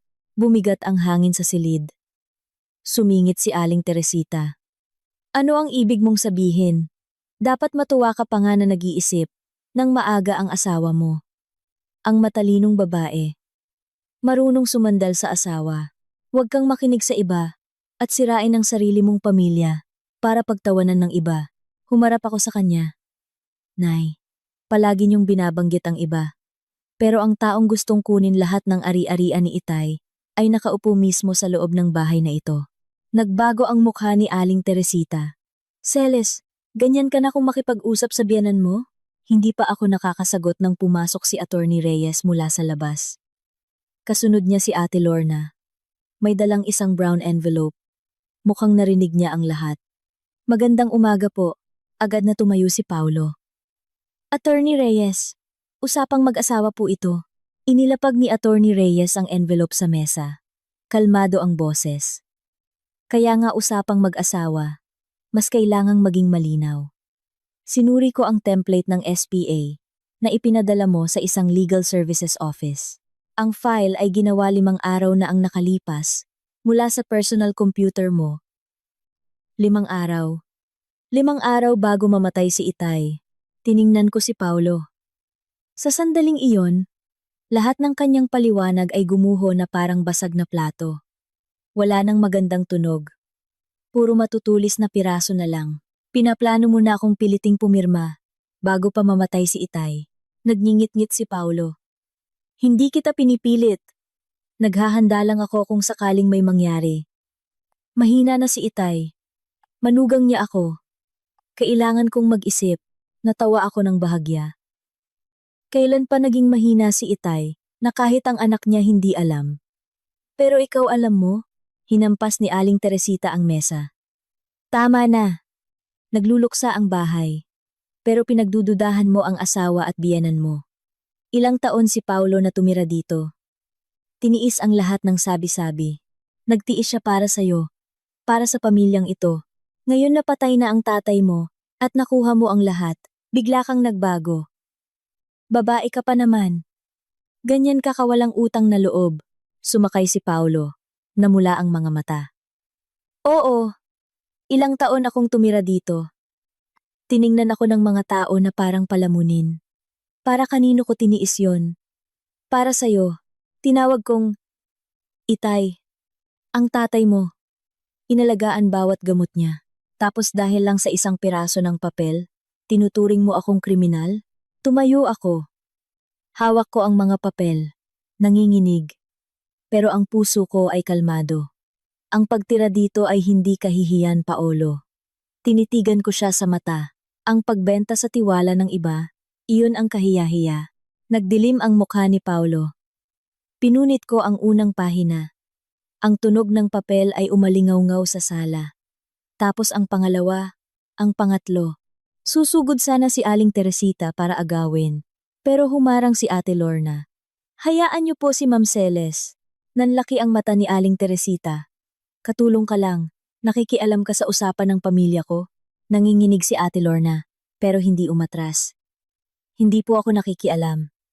Ibinibigay ko lang po ang kaunting hustisya para sa amo ko. Pinunit ko ang buong dokumento at inihagis sa mesa. Ang mana ni Itay. Ako ang mag-aalaga. Kahit mabigo ako, kahit maubos lahat, hindi ko ito ibibigay sa taong pinaghihinalaang pumatay sa kanya. Nanahimik si Paulo ng ilang segundo. Nang tumingala siya, wala na ang lungkot sa kanyang mga mata. Malamig ito at tuyo. Magsisisi ka dahil hindi ka nakinig sa akin ngayon. Sumagot ako. Matagal na akong nagsisisi. Dahil masyado akong nakinig sa iyo noon. Lumabas si Paulo, at malakas na isinara ang pinto. Tiningnan ako ni Aling Teresita, na parang kaaway bago tahimik na sumunod sa anak. Mula sa sandaling iyon, sa bahay na ito, wala ng pamilya. Tanging mga taong nasa magkabilang panig ng isang katotohanang hindi pa nabibigkas. Nang gabing iyon, hindi ako natulog. Halos 12 na. Bumaba ako para kumuha ng tubig, at narinig ko si Aling Teresita sa likod bahay. Mahina siyang nagsasalita sa telepono, pero dinala ng hangin ang bawat salita. Hindi siya pumirma. Kailangan nating gumawa ng ibang paraan. Nakatayo ako sa likod ng pinto. Nanlalamig ang mga kamay. Ang pinunit na papel pala ay ang unang balat lang ng ahas. 3 araw pagkatapos, nagsimulang lumitaw ang pangalan ko sa internet. Hindi sa mga lehitimong pahayagan, kundi sa mga chismis na website, na mas maanghang pa sa sili ang mga titulo. Malupit na tagapagmana. Kakamatay lang ng ama. Itinakwil na ang asawa. Yakap ang A1.5 bilyon. Anak ng chairman. Pinalayas ang biyenan. Binasa ko iyon. Nanlamig ang mga kamay. Hindi binanggit sa mga artikulo ang sulat sa kamay ni Itay. Ang bote ng gamot. O ang 49 na minutong nawawala. Pinili lang nila ang mga litrato ko na umiiyak sa ospital. Ang litrato ni Paulo na nakayuko sa harap ng kabaong. At isinulat na para bang siya ang tapat na asawa, na pinagtaksila ng mayamang asawa. Totoo nga. Sa panahon ngayon, maaaring gawing kutsilyo ang isang litrato. Magdagdag ka lang ng ilang madamdaming salita, at handa nang mambato ang mga tao, sa taong hindi pa nila nakikilala. Si Ate Lorna, na nasa likod ko, ay nanginginig sa galit. Ma'am Celes, sobrang sama ng mga artikulong ito. Kung buhay lang si Don Ricardo, pinatay ko ang cellphone. Kung buhay si Itay, hindi sila maglalakas loob. Tanghali, tumawag si Attorney Reyes. Mas seryoso ang boses niya. Celes, tumawag si Lolo Isko. Gusto kanyang umuwi sa ancestral house. Sa Batangas mamayang hapon. Si Lolo Isko ang pinakamatanda sa angkan. Dahil po ba sa mga nasa internet? Ganoon na nga. Mukhang kinausap na nina Paulo at Aling Teresita ang ilang kamag-anak. Gusto nilang ayusin sa loob ng pamilya. Tumingin ako sa altar ni Itay. Ang liwanag ng kandila ay dahan-dahang umiindayog. Uuwi po ako. Nanahimik si Attorney Reyes ng ilang segundo. Sigurado ka ba? Anak po ako ni Itay. Kung gagamitin nila ang pangalan ng aming mga ninuno, para patahimikin ako. Mas lalo akong dapat tumayo sa harap nila at magsalita ng malinaw. Nang hapong iyon, nagpunta ako sa Batangas. Ang ancestral house ng mga Roxas ay nasa dulo ng isang lumang kalsada. Sa harap ay may malaking puno ng kalatsutsi na halos kalbo na. Dati, tuwing may family reunion, dito ako umuuwi. Niningitian ako ng mga matatanda. Tinatawag na ang maliit na seles ni Ricardo. Ngayon, ang tingin nila sa akin ay parang sa isang anak na magdudulot ng kahihiyan sa pamilya. Si Lolo Isko ay nakaupo sa gitna ng sala. Sa mesa, may tsaa, ilang prutas, at maliliit na tasa. Naroon din si Paulo. Si Aling Teresita ay nakaupo sa tabi niya. May panyong nakasabit sa balikat. Namumula ang mga mata. Sakto sa drama. Pumasok ako. Yumuko sa altar. At humarap kay Lolo Isko. Mano po Lolo. Tumango si Lolo Isko. Mabigat ang boses. Maupo ka Seles. Ipinatawag kita hindi para manghusga, kundi dahil ang problema ng pamilya ay dapat sa loob ng pamilya inaayos. Umupo ako. Isang tiyuhin ang unang nagsalita. Anak, malaking sakit ang pagkawala ng tatay mo. Pero ang ingay sa pulisya, sa media, sa social media, hindi matatahimik ang mga ninuno natin yan. Mahina akong sumagot. Kung natural po ang pagkamatay ni Itay, hindi ko hahayaang mag-ingay. Pero kung pinatay siya, ang pananahimik ang hindi magpapatatahimik sa kanya. Agad na kinuha ni Aling Teresita ang panyo. Naririnig niyo po ba, Lolo Isko? Parang sinasabi niyang pinatay ng asawa niya ang tatay niya. Si Paulo. Nagtiis sa lahat. Ngayon, hindi pa man natutuyo ang lupa sa libingan ni Itay. Tinuturing na siyang kaaway. Yumuko si Paulo. Paos ang boses. Gusto ko lang protektahan si Seles. Pero nakikinig siya sa iba. Ngayon, ayaw na niya akong makita. Tiningnan ko siya. Ang taong naghanda ng SPA 5 araw bago mamatay si Itay. Ngayon ay umaarting biktima sa harap ng pamilya. Kung may premyo sa pag-arte, baka nanalo na siya. Sayang lang, totoong buhay ito, hindi entablado. Bumuntong hininga si Lolo Isko. Seles. Sa totoo lang, ang babaeng may asawa ay dapat marunong mag-alaga sa pamilya ng asawa. Malaki man ang yaman ng pamilya mo. Kung aangkinin mo lahat, hindi maganda sa mata ng tao. Sa mata po nino Lolo. Ng tao. O ng mga taong gustong papirmahin ako. Bumigat ang paligid. Isang tiya ang kumunot noo. Ang tigas mo namang magsalita. Asawa mo pa rin si Paulo. Tandaan mo, nasa pagtitiis ng babae ang tatag ng isang pamilya. Humarap ako sa kanya, magalang pa rin. Tita, kung ang pagtitiis ay para sa tama, titiisin ko. Pero kung ang pagtitiis ay para hayaan ang masamang tao, natapakan ang bangkay ng tatay ko, hindi ko po kaya. May umubo. May yumuko. Si Aling Teresita ay lalong lumakas ang iyak. Naku! Ricardo! Tingnan mo ang anak mo, kung paano tratuhin ang pamilya ng asawa niya. Mayaman nga, pero walang utang na loob. Tumayo ako. Ngayon, hindi ko na tiningnan si Aling Teresita. Tumingin ako diretso sa altar. Mga lolo, lola, tiyo, tita, hindi ko po dinudungisan ang pangalan ng pamilya. Hindi ko lang po hahayaang magtago ang pumatay sa tatay ko sa likod ng salitang pamilya. Kung inosente si Paulo, ibabalik ng batas ang kanyang pangalan. Pero kung may sala siya, wala akong obligasyon na gamitin ang dangal ng mga Roxas para pagtakpan ang krimen. Huminto ako sandali. Sabi ng mga ninuno, mas matimbang ang dugo kaysa tubig. Pero ang dugo ay hindi kumot.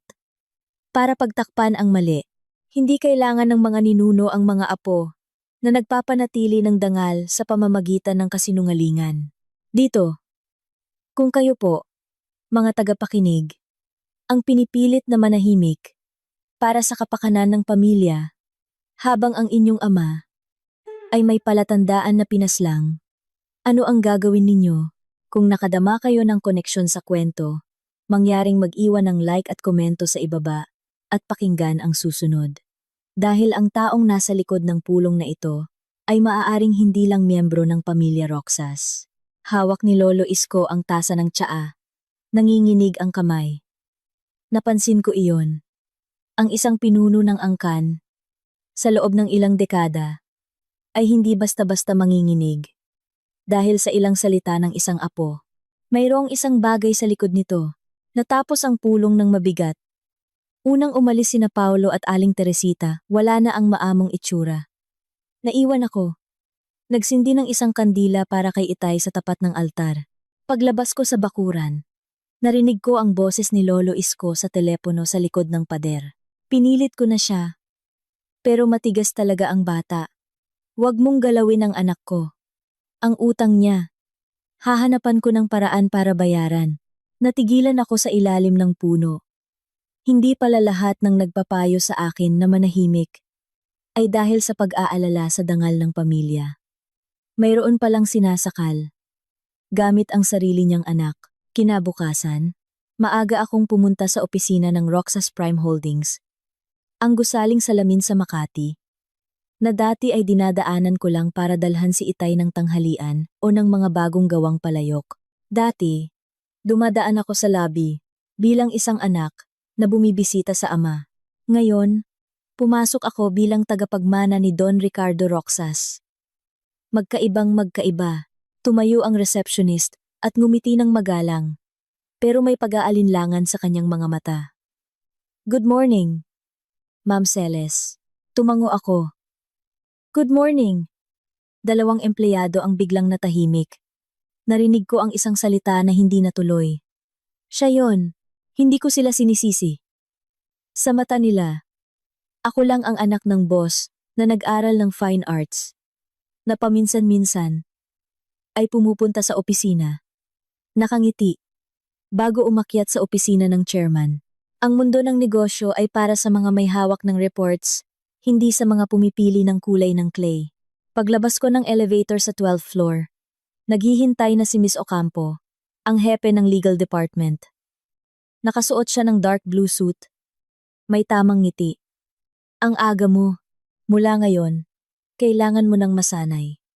Tiningnan niya ako mula ulo hanggang paa. Naghihintay na ang mga taga-finance sa maliit na conference room. Inihanda na nila ang quarterly report at ang sitwasyon ng Clarity Tech. Umupo ako sa conference table. Sa harap ko, isang makapal na folder ng mga dokumento, puno ng mga chart, cash flow, utang, at mga acronym na parang kumakain ako ng bato. Ang finance director ay nagsasalita ng maayos, pero bawat salita ay parang pumapasok sa magulong sinulid. Negative 13 million ang net cash flow mula sa operations ngayong quarter. Ang utang ng BCD Corp ay hindi pa nakokolekta. Ang Clarity Tech ay may accumulated losses. Nakikinig ako. Nagsusulat. Tapos pinutol ko siya.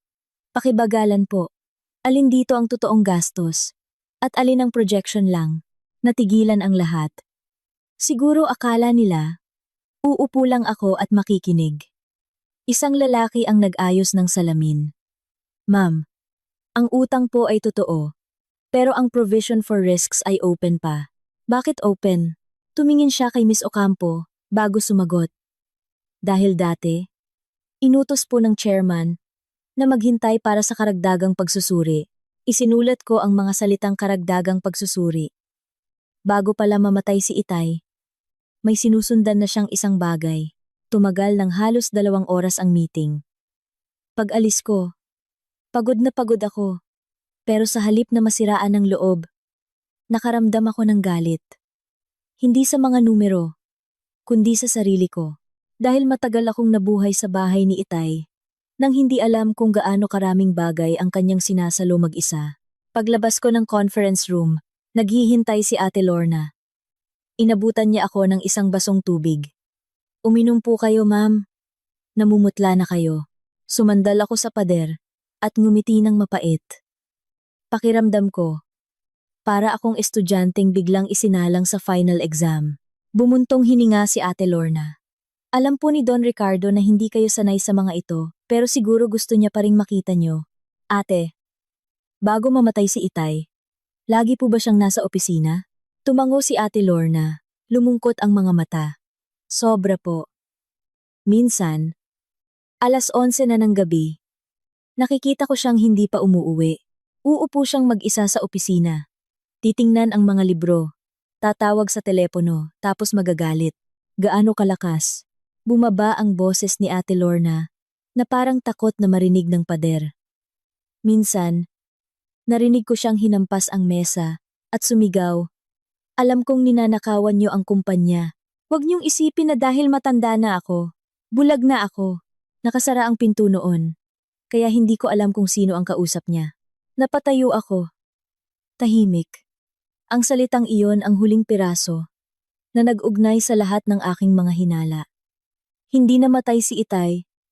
Sa gitna ng kapayapaan, namatay siya habang sinusundan ng isang kamay na nagnanakaw sa pinaghirapan niya. Binuksan ni Ate Lorna ang pinto ng opisina ng chairman. Ang silid ay pareho pa rin noong unang araw ng burol. Ang kaibahan lang. Ngayon, ang sikat ng araw ay tumatagos sa salamin at mas malinaw ang tunog ng orasan. Mula noong namatay si Don Ricardo, hindi ko po pinagalaw kahit kanino ito. Dahan-dahan akong lumapit sa mesa. Sa ibabaw, nandoon pa rin ang itim na fountain pen, ang mga folder na maayos na nakasalansan, isang puting orchid na paborito ni Itay, at ang family picture na kuha, ilang taon na ang nakalipas. Sa litrato, nasa gitna si Itay. Nakakapit ako sa braso niya, at si Paolo ay nakatayo sa tabi ko. Kinuha ko ang picture frame para punasan ang alikabok. Ang daliri ko ay may naramdamang kakaiba sa likod. Binaliktad ko ito. Sa likod, may isang maliit na siwang na tinakpan ng tape, nakapareho ng kulay. Kumabog ang puso ko. Ate Lorna, pakiabot po ng paper cutter. Inabot niya agad. Maingat kong ginupit ang tape. Mula sa loob ng frame, isang maliit na brown na notebook ang lumabas. Binuksan ko ang unang pahina. Ang sulat kamay ni Itay ay malinis at tiyak, medyo nanginginig lang sa mga huling linya. Hindi ito diary. Ito ay mga tala. Sept. 12. Ang pirma sa fund release para sa health project, hindi ko pirma. Sept. 27. Ginamit ang official seal sa maling paraan. Internal audit. Huwag munang ipaalam. Oktaan. Ang pondo ng Clarity Tech ay may palatandaan na inilalabas sa pamamagitan ng isang middleman company. Mas mabilis kong binuklat. May gumalaw sa preno ng kotse. Agad na ipinalitan. Huwag sabihin kay Celes. Nakipagkita si Paolo sa isang hindi kilalang tao sa basement parking. 8:40 p.m. Hindi makapaniwala na ganito siya kabilis. Natigilan ako. Sino ang siya? Si Paolo? O iba pa? Si Ate Lorna, na nasa likod ko, ay humihinga ng malalim. Itinago ng maigi ni Don Ricardo, pero hindi pa rin umabot. Binuklat ko ang isang pahina, malapit sa dulo. Doon, may isinulat si Itay na isang linya. May 2 guhit sa ilalim. Para maintindihan, kailangang tingnan ang project mata. Hanapin si Benji. Sa ilalim noon, ang huling pangungusap, ang pagkakasulat ay madiin, tumagos sa kabilang pahina. Kung mamatay ako ng biglaan, huwag mong pagkatiwalaan ang taong katabi mo sa pagtulog. Nanlambot ang mga kamay ko. Kahit na nabasa ko na ito sa isip ko, nang makita ko itong nakasulat sa totoong tinta ni Itay, parang may pumiga pa rin sa puso ko. Ang taong katabi ko sa pagtulog, wala nang paraan para lokohin ang sarili ko. Matagal nang pinaghihinalaan ni Itay si Paolo, bago pa siya mamatay. Isinara ko ang notebook. Huminga ng malalim, at kinuha ang cellphone. Ang pangalan ni Benji Cruz ay nasa contacts ko. Ilang taon ko na siyang hindi tinatawagan. Huminto ang daliri ko sandali. Bago pinindot, mabilis na sinagot sa kabilang linya. Hello? Ang boses ni Benji ay ganoon pa rin. Ako to. Si Celes. Nanahimik siya sandali. Tiningnan ko ang notebook sa kamay ko. Ang family picture na nabuksan. At dahan-dahang sinabi, kailangan kong malaman kung ano ang project mata. At sa tingin ko, oras na para sabihin mo sa akin kung sino talaga ang sinusundan ni Itay. Nagkita kami ni Benji sa second-level basement ng Clarity Tech. Ang gusaling ito ay nasa likod ng pangunahing opisina ng Roxas Prime. Sa labas, hindi ito kapansin-pansin. Dati, ilang beses na akong dumaan dito, pero hindi ko akalain na dito pala nakatago ang isang bahagi ng huling lihim ni Itay. Binuksan ni Benji ang pinto. Sa loob, isang mahabang pasilyo, puti ang ilaw. May mga batang engineer na nakaupo sa harap ng mga monitor. Abala. Tahimik ang paligid. Huminto ako at nagtanong. Ano ang project mata na kailangang isulat ni Itay sa isang notebook? Hindi sumagot si Benji. Dinala niya ako sa isang silid na salamin, hinila ang upuan para sa akin, at binuksan ang malaking screen. Project Mata ay hindi ginawa para manmanan. Ito ay isang internal fraud detection system. Binabasa nito ang data mula sa mga CCTV ng kumpanya, login records, access rights, sa mga file. Kung mayroong anomalya, nagbibigay ito ng alerto. Tiningnan ko ang mga data sa screen. Sumasakit ang ulo ko. Ibig sabihin, ginamit ito ni Itay para subaybayan si Paulo? Lumingon si Benji. Tiyak ang boses. Hindi. Ginamit ito ni Don Ricardo para hanapin ang magnanakaw sa sarili niyang bahay. Natigilan ako. Nagpatuloy si Benji. Kailangan kong linawin. Celes, ang Project Mata ay hindi naghahack ng cellphone. Hindi pumapasok sa personal accounts. Lahat ng data na pinoproseso ko para sa'yo ay pag-aari ng kumpanya o ng pamilya mo na may kasamang report mula kay Attorney Reyes. Ayokong hanapin ng hustisya sa pamamagitan ng pagiging kriminal. Tiningnan ko si Benji. Ilang taon kaming hindi nagkita. Malaki na ang ipinagbago niya. Tahimik pa rin, pero mas matatag ang tingin. Marahil ang mga taong may utang na loob kay Itay ay pare-pareho ang bigat na dinadala. Malaki ang tiwala sa iyo ni Itay. Benji, yumuko siya. Iniligtas niya ang buhay ko, hindi lang isang beses. Magtatanong pa sana ako pero tumunog ang cellphone ko. Si Ate Lorna. Ma'am Celes, nakita niyo na po ba sa internet? Nanginginig ang boses niya. Anong nangyari? May nag-post ng video niyo sa ospital. Yung video na nahimatay kayo. Sinasabi nilang, wala na raw po kayo sa tamang pag-iisip. Binuksan ko ang cellphone. Sa loob lang ng ilang minuto, sunod-sunod na artikulo ang lumabas. Isang video clip kung saan bumagsak ako sa pasilyo ay naka-slow motion at may malungkot na musika. Isa pa, kuha habang nanginginig ako sa harap ng kabaong ni Itay. Ang mga salita sa screen ay sumampal sa akin. Dahil sa AI 1.5 billion mana, anak ni chairman, nagka-mental breakdown. Nanlamig ako mula ulo hanggang paa. Tumingin si Benji sa screen, nagdilim ang mukha. Ito ay video mula sa loob ng bahay at ospital. Hindi ito basta-basta makukuha ng tagalabas. Hindi pa ako nakakasagot nang tumawag si Paulo. Inilagay ko sa loudspeaker. Celes, mahal, wag mong basahin ang mga nasa internet. Nasasaktan din ako. Ang boses niya ay sobrang kaawa-awa. Bakit lumabas ang mga video sa loob ng bahay? Bumuntong hininga si Paulo. Maraming taong labas-masok noong burol. Hindi ko kontrolado kung sino ang kumukuha ng video. Pero dapat tingnan mo rin ang sarili mo. Talagang nataranta ka noon. Natatakot lang akong samantalahin ka ng ibang tao. Sinong ibang tao? Si Benji? Si Benji, na nasa tabi ko, ay hindi nagsalita. Bahagya lang ngumisi. Isang ngisi na hindi masaya, kundi mapanlibak. Nagpatuloy si Paulo. Narinig kong nasa Clarity Tech kasama niya buong araw. Celes, kakawala lang ni Itay. Hindi pa stable ang isip mo. Huwag kang magpadala sa isang lalaking tagalabas. Dahan-dahan akong sumagot. Tapos ka na? Nanahimik siya sandali. Nagbago ka na? Hindi. Nagising lang ako. Pinatay ko ang tawag.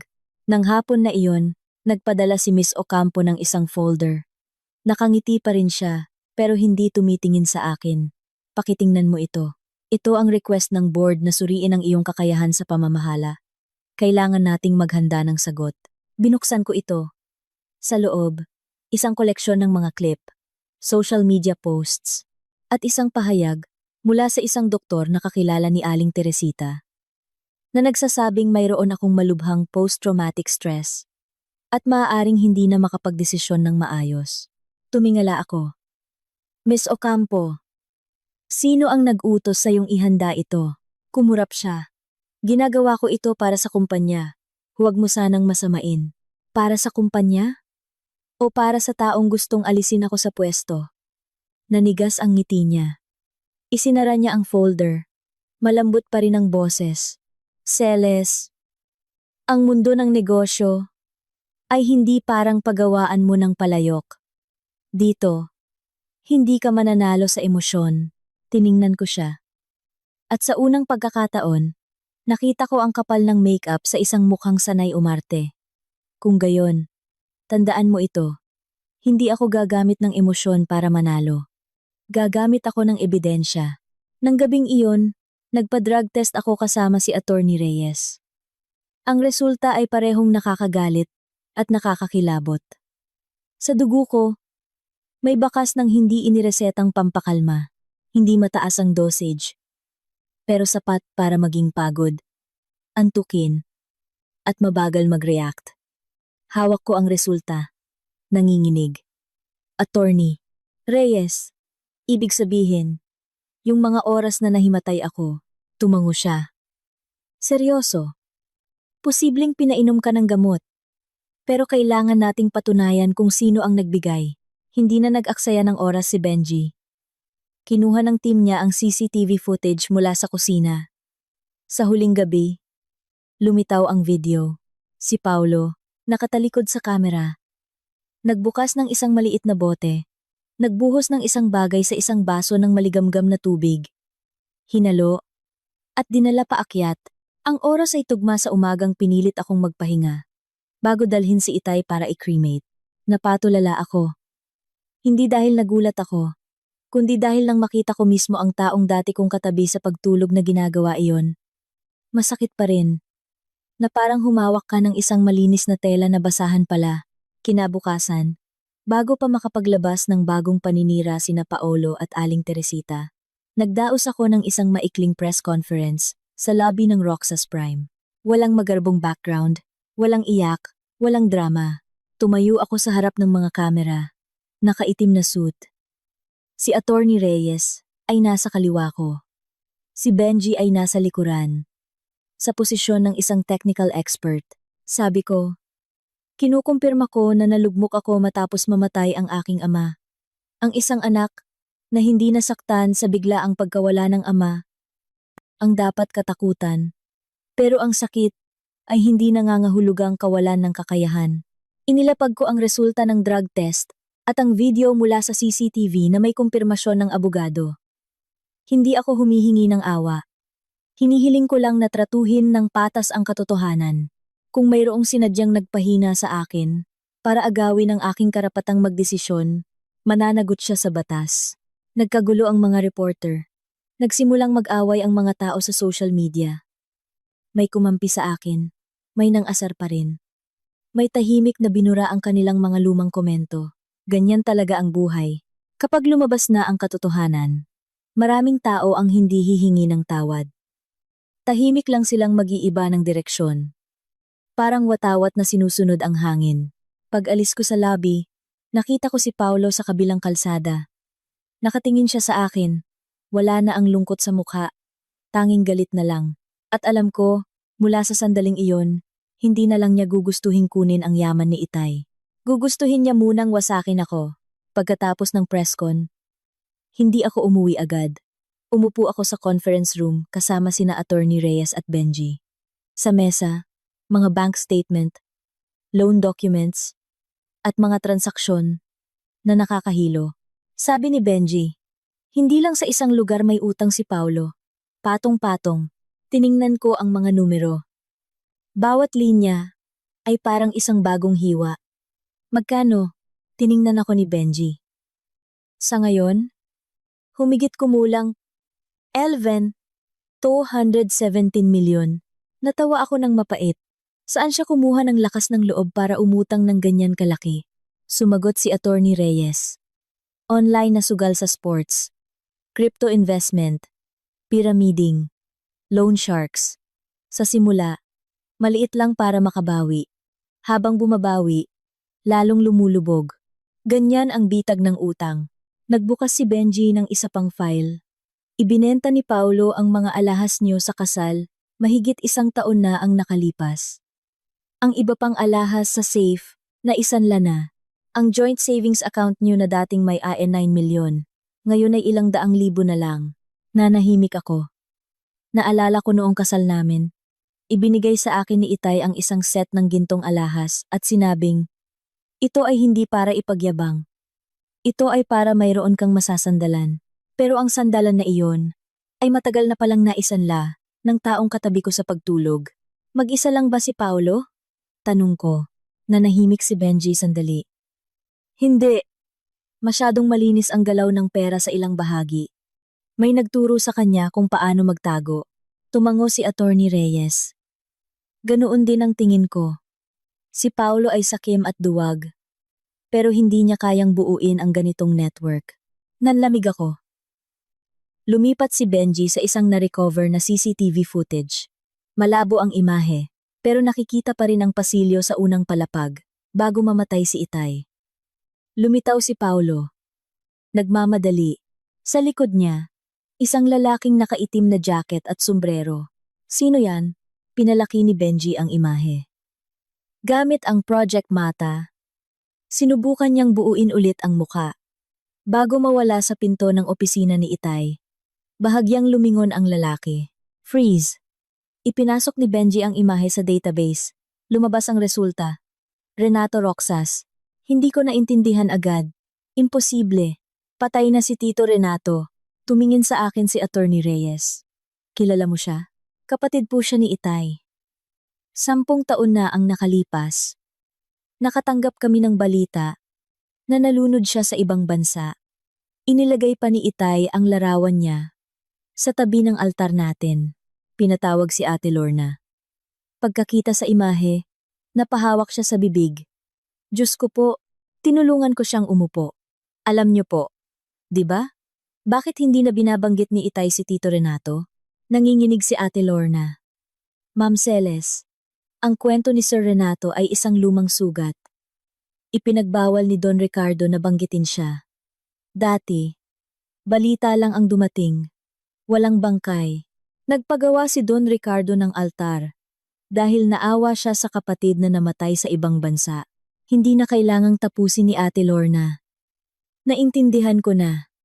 Ang taong may altar na sa bahay, ang taong marahil ay palihim na iniyakan ni Itay sa loob ng 10 taon, ay pumasok sa opisina niya bago siya mamatay. Nang gabing iyon, umuwi ako sa mansyon. Tahimik. Wala si Paulo. Nagkulong si Aling Teresita sa kwarto.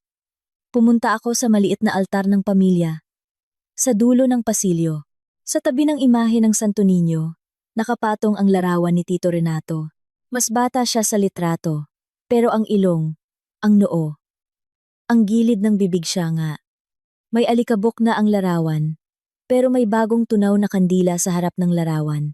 Sino ang laging nagtitirik ng kandila para sa isang taong buhay? Sa likod ko, may yabag.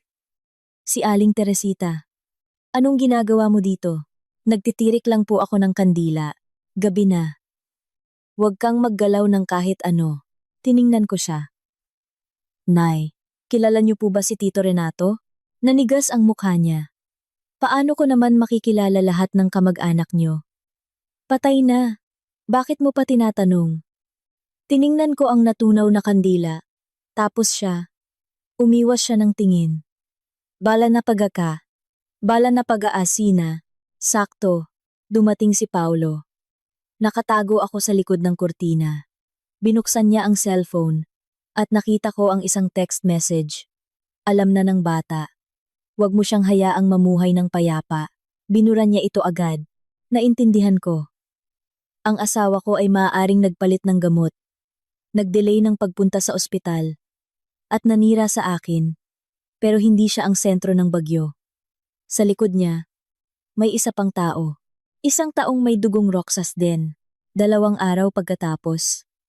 nakatanggap ang opisina ng request para sa isang emergency shareholders meeting ng Clarity Tech. Gusto nilang alisin ako sa pwesto, sabi ni attorney. Reyes, may nagmamanipula sa likod, sabi ni Benji. Kailangan kong maghanda. 3 bagay ang gagamitin nila laban sa akin. Wala akong karanasan. Wala ako sa tamang pag-iisip. At may relasyon kami ni Benji. Ngumiti ako ng mapait. Luma ng formula. Oo, sabi ni Benji. Pero ngayon, gagawin nila sa harap ng maraming tao. Isang maling salita mo lang. 10 headline na yan. Gusto nilang mag-meeting? Sige.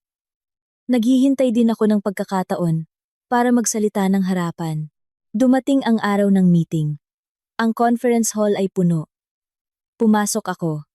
Nakasuot ng itim na suit. Walang emosyon. Ayokong kaawaan ako. Gusto kong maalala nila na nakatayo ako doon dahil sa pangalan ni Itay at sa katinoang ipinaglaban ko. Isang matandang shareholder, si Mr. David, ang unang tumayo. Hindi namin gustong pahirapan si Ma'am Celestine, pero hindi pwedeng madamay ang kumpanya. Pumalakpak ang iilan. Si Paulo ay umupo sa unahan, mukhang kaawa-awa. Tumayo siya. Alam kong sensitibo ito, pero bilang asawa, kailangan kong magsalita. Ang asawa ko ay dumadaan sa matinding pagsubok. Baka mapunta ang kumpanya sa kamay ng isang taong hindi na makapag-isip ng tama. Hinayaan ko siyang umarte. Si Miss Ocampo ay naglabas ng file tungkol sa mga alalahanin sa aming relasyon ni Benji. Ganyan talaga. Kapag may halong chismis, mas nagiging interesado ang mga tao. Tumingin ako kay Miss Ocampo. Tapos ka na? Ngumiti siya.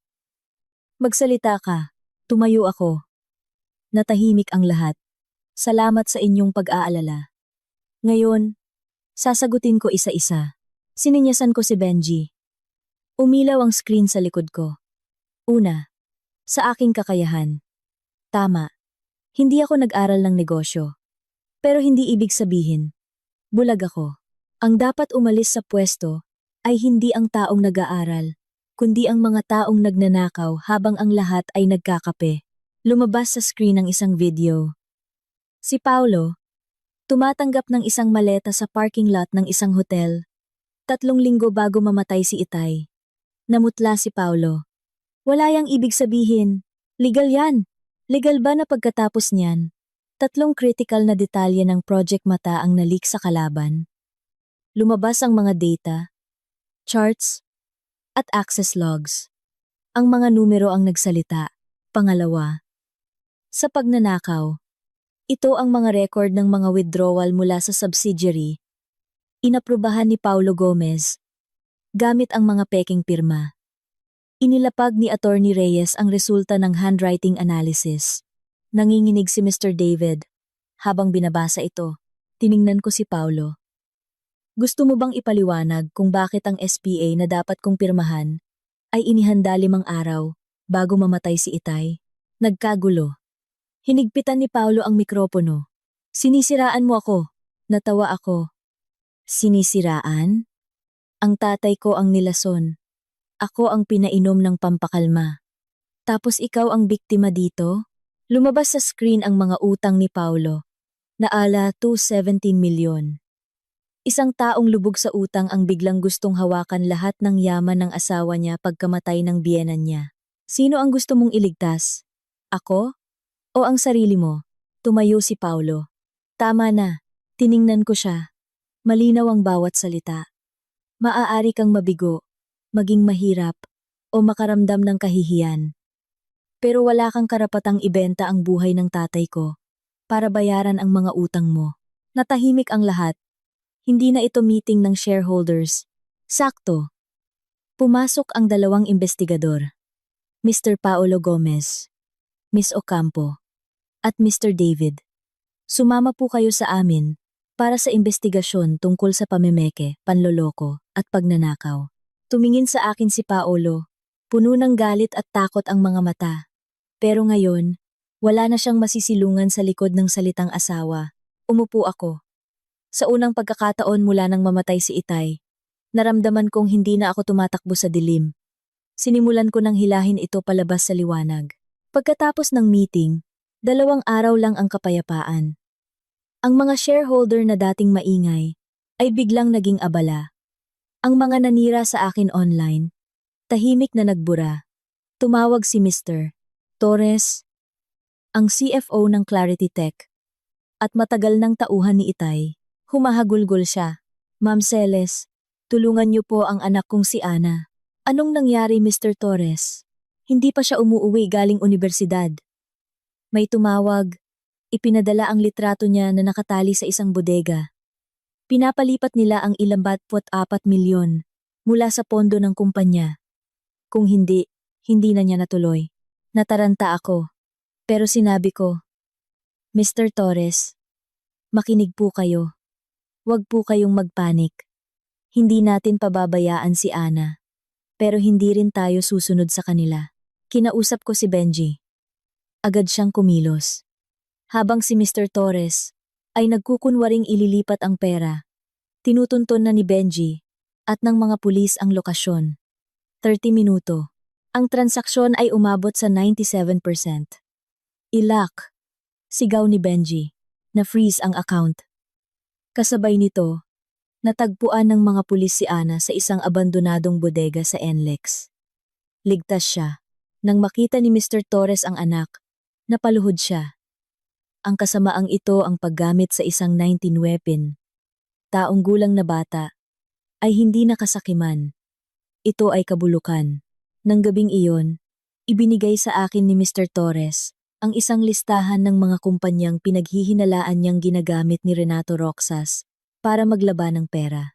Isa sa mga ito, ang kumpanyang tatanggap sana ng 54 milyon. Pagkatapos noon, inatake ang system ng Clarity Tech. May nagbukas ng access gamit ang lumang admin account ni Itay, gamit ang isang physical USB key. Si Paulo, sabi ko. Kinuha niya iyon. Noong gabing namatay si Itay, sumunod na araw, kumalat ang chismis na si Benji ay tumanggap ng 5 milyon sa account ng kapatid niya, na para bang kasabwat ko siya. May kasama pang litrato namin na mukhang magkasintahan. Hinarap ako ni Benji. Pagod ang mga mata. Celes, kailangan mo akong suspindihin. Alam mong bitag yan. Alam ko. Pero kung mananatili ako, lahat ng ebidensyang ilalabas ko ay sasabihing gawa-gawa lang. Sundin mo ang proseso. Kinabukasan, sa harap ng lahat, sinuspinde ko si Benji. Sa sobre na ibinigay ko, kasama ang kopya ng data at isang sulat, ipagpatuloy mo ang trabaho kasama si Attorney Reyes. Huwag mong hayaang manalo sila. Minsan, para protektahan ang isang tao, kailangan mo muna siyang itulak palayo. Pagkatapos noon, umuwi ako sa Batangas. Hindi para magtago, kundi para hanapin ang huling taong makakapagkwento ng nakaraan. Si Lola Menang, ang yaya ni na Itay, at Tito Renato. Matalino si Renato, sabi niya. Pero ibinigay ng Diyos ang talino, hindi ang puso. Habang lumalaki, lalong naging sakim. Ikinuwento niya kung paano nagnakaw si Renato sa kumpanya para sa sugal. Si Itay ang nagbenta ng ancestral house para bayaran ang utang at ipagamot ang kapatid sa ibang bansa. Bakit galit pa rin si Tito Renato kay Itay? Dahil ang mga makasarili, hindi naaalala ang tumulong sa kanila. Ang naaalala lang nila ay ang nagbigay sa kanila ng kahihiyan. Ikinuwento rin niya na ang ama ni Benji ay idiniin ni Renato sa isang pagnanakaw noon. Nakulong ito at namatay sa bilangguan. Si Itay ang nagpaaral kay Benji para makabawi sa kasalanan at para na rin mahanap ang hustisya. Pag alis ko, tumunog ang cellphone ko. Isang hindi kilalang numero. Pamangkin, tapos ka na bang maghalungkat ng nakaraan? Renato Roxas. Tawagin mo akong Tito. Wala akong tiyo na nang kidnap ng anak ng iba. Nagpadala siya ng litrato. Si Ate Lorna, nakatali sa isang upuan. Gusto mo siyang mabuhay? Dalhin mo ang source code ng Project Mata sa abandonadong pabrika sa Pasig. Mag-isa ka, alam kong bitag ito. Ipinagbigay alam ko sa pulisya, kay Attorney Reyes, at kay Benji. Ang dala ko ay hindi ang totoong source code, kundi isang peking drive. Sa pabrika, hinarap ko si Renato. Sa likod niya, si Ate Lorna. Kamukha mo ang tatay mo, sabi niya. Mahilig maging bayani. Ang tatay ko ay mabuti. Ikaw, ginagamit mo ang dugo para maningil. Sinampal niya ako. Sakto, dumating ang mga pulis. Sa gulo, sinindihan niya ang pabrika. Tumakbo ako para iligtas si Ate Lorna. Si Renato ay tumakas, sakay ng isang bangka, ligtas si Ate Lorna. Pagkatapos noon, nagpatawag ako ng isang malaking press conference. Inilatag ko lahat. Ang gamot, ang video, ang mga peking kumpanya, ang katotohanan tungkol kay Renato Roxas. Hindi ako nagpaawa. Sabi ko lang, hindi ko kailangan ng awa. Ang kailangan ko ay hindi mailibing ang tatay ko sa pangalawang pagkakataon sa ilalim ng mga kasinungalingan. Nang gabing iyon, sa opisina ni Itay, may nakita akong isang siwang sa luma niyang relo. Sa loob, isang microchip. Nang buksan ito ni Benji, naglalaman ito ng lahat ng ebidensya laban kay Renato at isang voice recording mula kay Itay. Celes, kung naririnig mo ito, malamang wala na ako. Huwag kang matakot. Hindi ko kailangan na ingatan mo ang pera ko. Ang kailangan ko ay ingatan mo ang sarili mo. Huwag mong hayaang ang galit ay gawin kang katulad ng mga taong nanakit sa pamilya natin. Napahagulgol ako. Ang gusto pala ni Itay ay hindi ang yaman, kundi ang kaluluwa ko. Sakto, may balita galing sa presinto. Tinangkang lasunin si Paulo sa loob mismo ng piitan upang tuluyan siyang patahimikin bago pa man magsimula ang paglilitis. Dahil walang piyansa para sa kasong parricide at murder. Natakot siya para sa sarili niyang buhay sa loob ng kulungan. Nakaligtas siya sa lason. At sa takot na ipapatay siya ni Renato, nagpa siya siyang umamin sa lahat. Si Renato ang nag-utos. Si Aling Teresita ang naglagay ng pampahina sa pagkain ni Itay. Si Paulo ang nagpalit ng gamot at nag-delay ng pagpunta sa ospital. Si Aling Teresita, nang makaharap ako, ay bumagsak. Wala na ang pagiging matapang, tanging isang ina na nabulag sa pagmamahal sa anak. Tinawagan ako ni Renato. Gusto mong tapusin ito? Magkita tayo sa rooftop ng isang construction site sa Makati. Mag-isa ka. Alam kong ito na ang katapusan. Naghanda kami. Sa rooftop, sa gitna ng malakas na ulan, hinarap ko siya. Bakit? Tanong ko. Ang tatay mo, laging bida. Ako, laging anino. Kahit noong nagkunwari akong patay, siya pa rin ang mabuting kapatid. Inilabas ko ang voice recorder. Ang boses ni Itay ay umalingaw-ngaw. Renato, kapatid, patawarin mo ako. Akala ko ang pagtatakip sa'yo ay pagliligtas. Pero kasalanan pala. Kung may oras pa. Natigilan si Renato. Kuya, sa isang saglit, nakita ko ang totoong tao sa likod ng halimaw.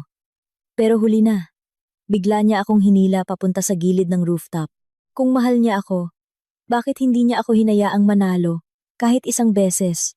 Bago pa niya ako maitulak, mabilis na dumating si Benji at hinila ako palayo. Kasunod niya ay ang pagdagsa ng mga pulis. Pinalibutan nila ang buong rooftop nang makita ni Renato na wala na siyang matatakbuhan. Dahan-dahan siyang lumingon sa akin. Tumingala sa madilim na langit at tuluyang inihulog ang sarili sa kawalan. Pagkalipas ng 4 na buwan, nahatulan ang lahat. Si Paulo, habang buhay na pagkabilanggo. Si Aling Teresita. Si Miss Ocampo. Si Mr. David. At ang iba pa, ay nakulong din. Si Lolo Isko, na nabulag at tinakot ni Renato gamit ang napakalaking utang sa sugal ng kanyang sariling anak, ay lumuhod sa harap ng altar ni Itay. Humingi siya ng tawad sa kanyang kahinaan at sa pagtatangkang pagtakpan ang katotohanan dahil sa takot. Matapos ang halos 2 taon ng mahabang proseso sa korte, opisyal na pinawalang bisa ng korte ang kasal namin ni Paulo dahil sa panluloko at tangkang pagpatay. 3 taon ang lumipas. Ang Roxas Prime ay bumangon muli. Ang Project Mata ay ginagamit na ngayon para tulungan ang mga ospital at hanapin ang mga nawawalang bata. Kami ni Benji ay ikinasal sa isang simpleng seremonya. Isang gabi, sa kusina ng mansyon, nagluto ako ng sinigang at adobo. Ang lumang relo ni Itay ay nasa mesa. Patuloy ang pagtakbo. Ang kapayapaan ay hindi kusang dumarating. Huwag mong pagtakpan ang mali dahil sa pag-ibig. Huwag mong isakripisyo ang katotohanan para sa dangal. Ang mabuting tao ay kailangang marunong magmahal. Pero kailangan ding marunong maging matatag. Kung nagustuhan ninyo ang kwento, mangyaring mag-iwan ng isang like. Maraming salamat sa inyong pakikinig.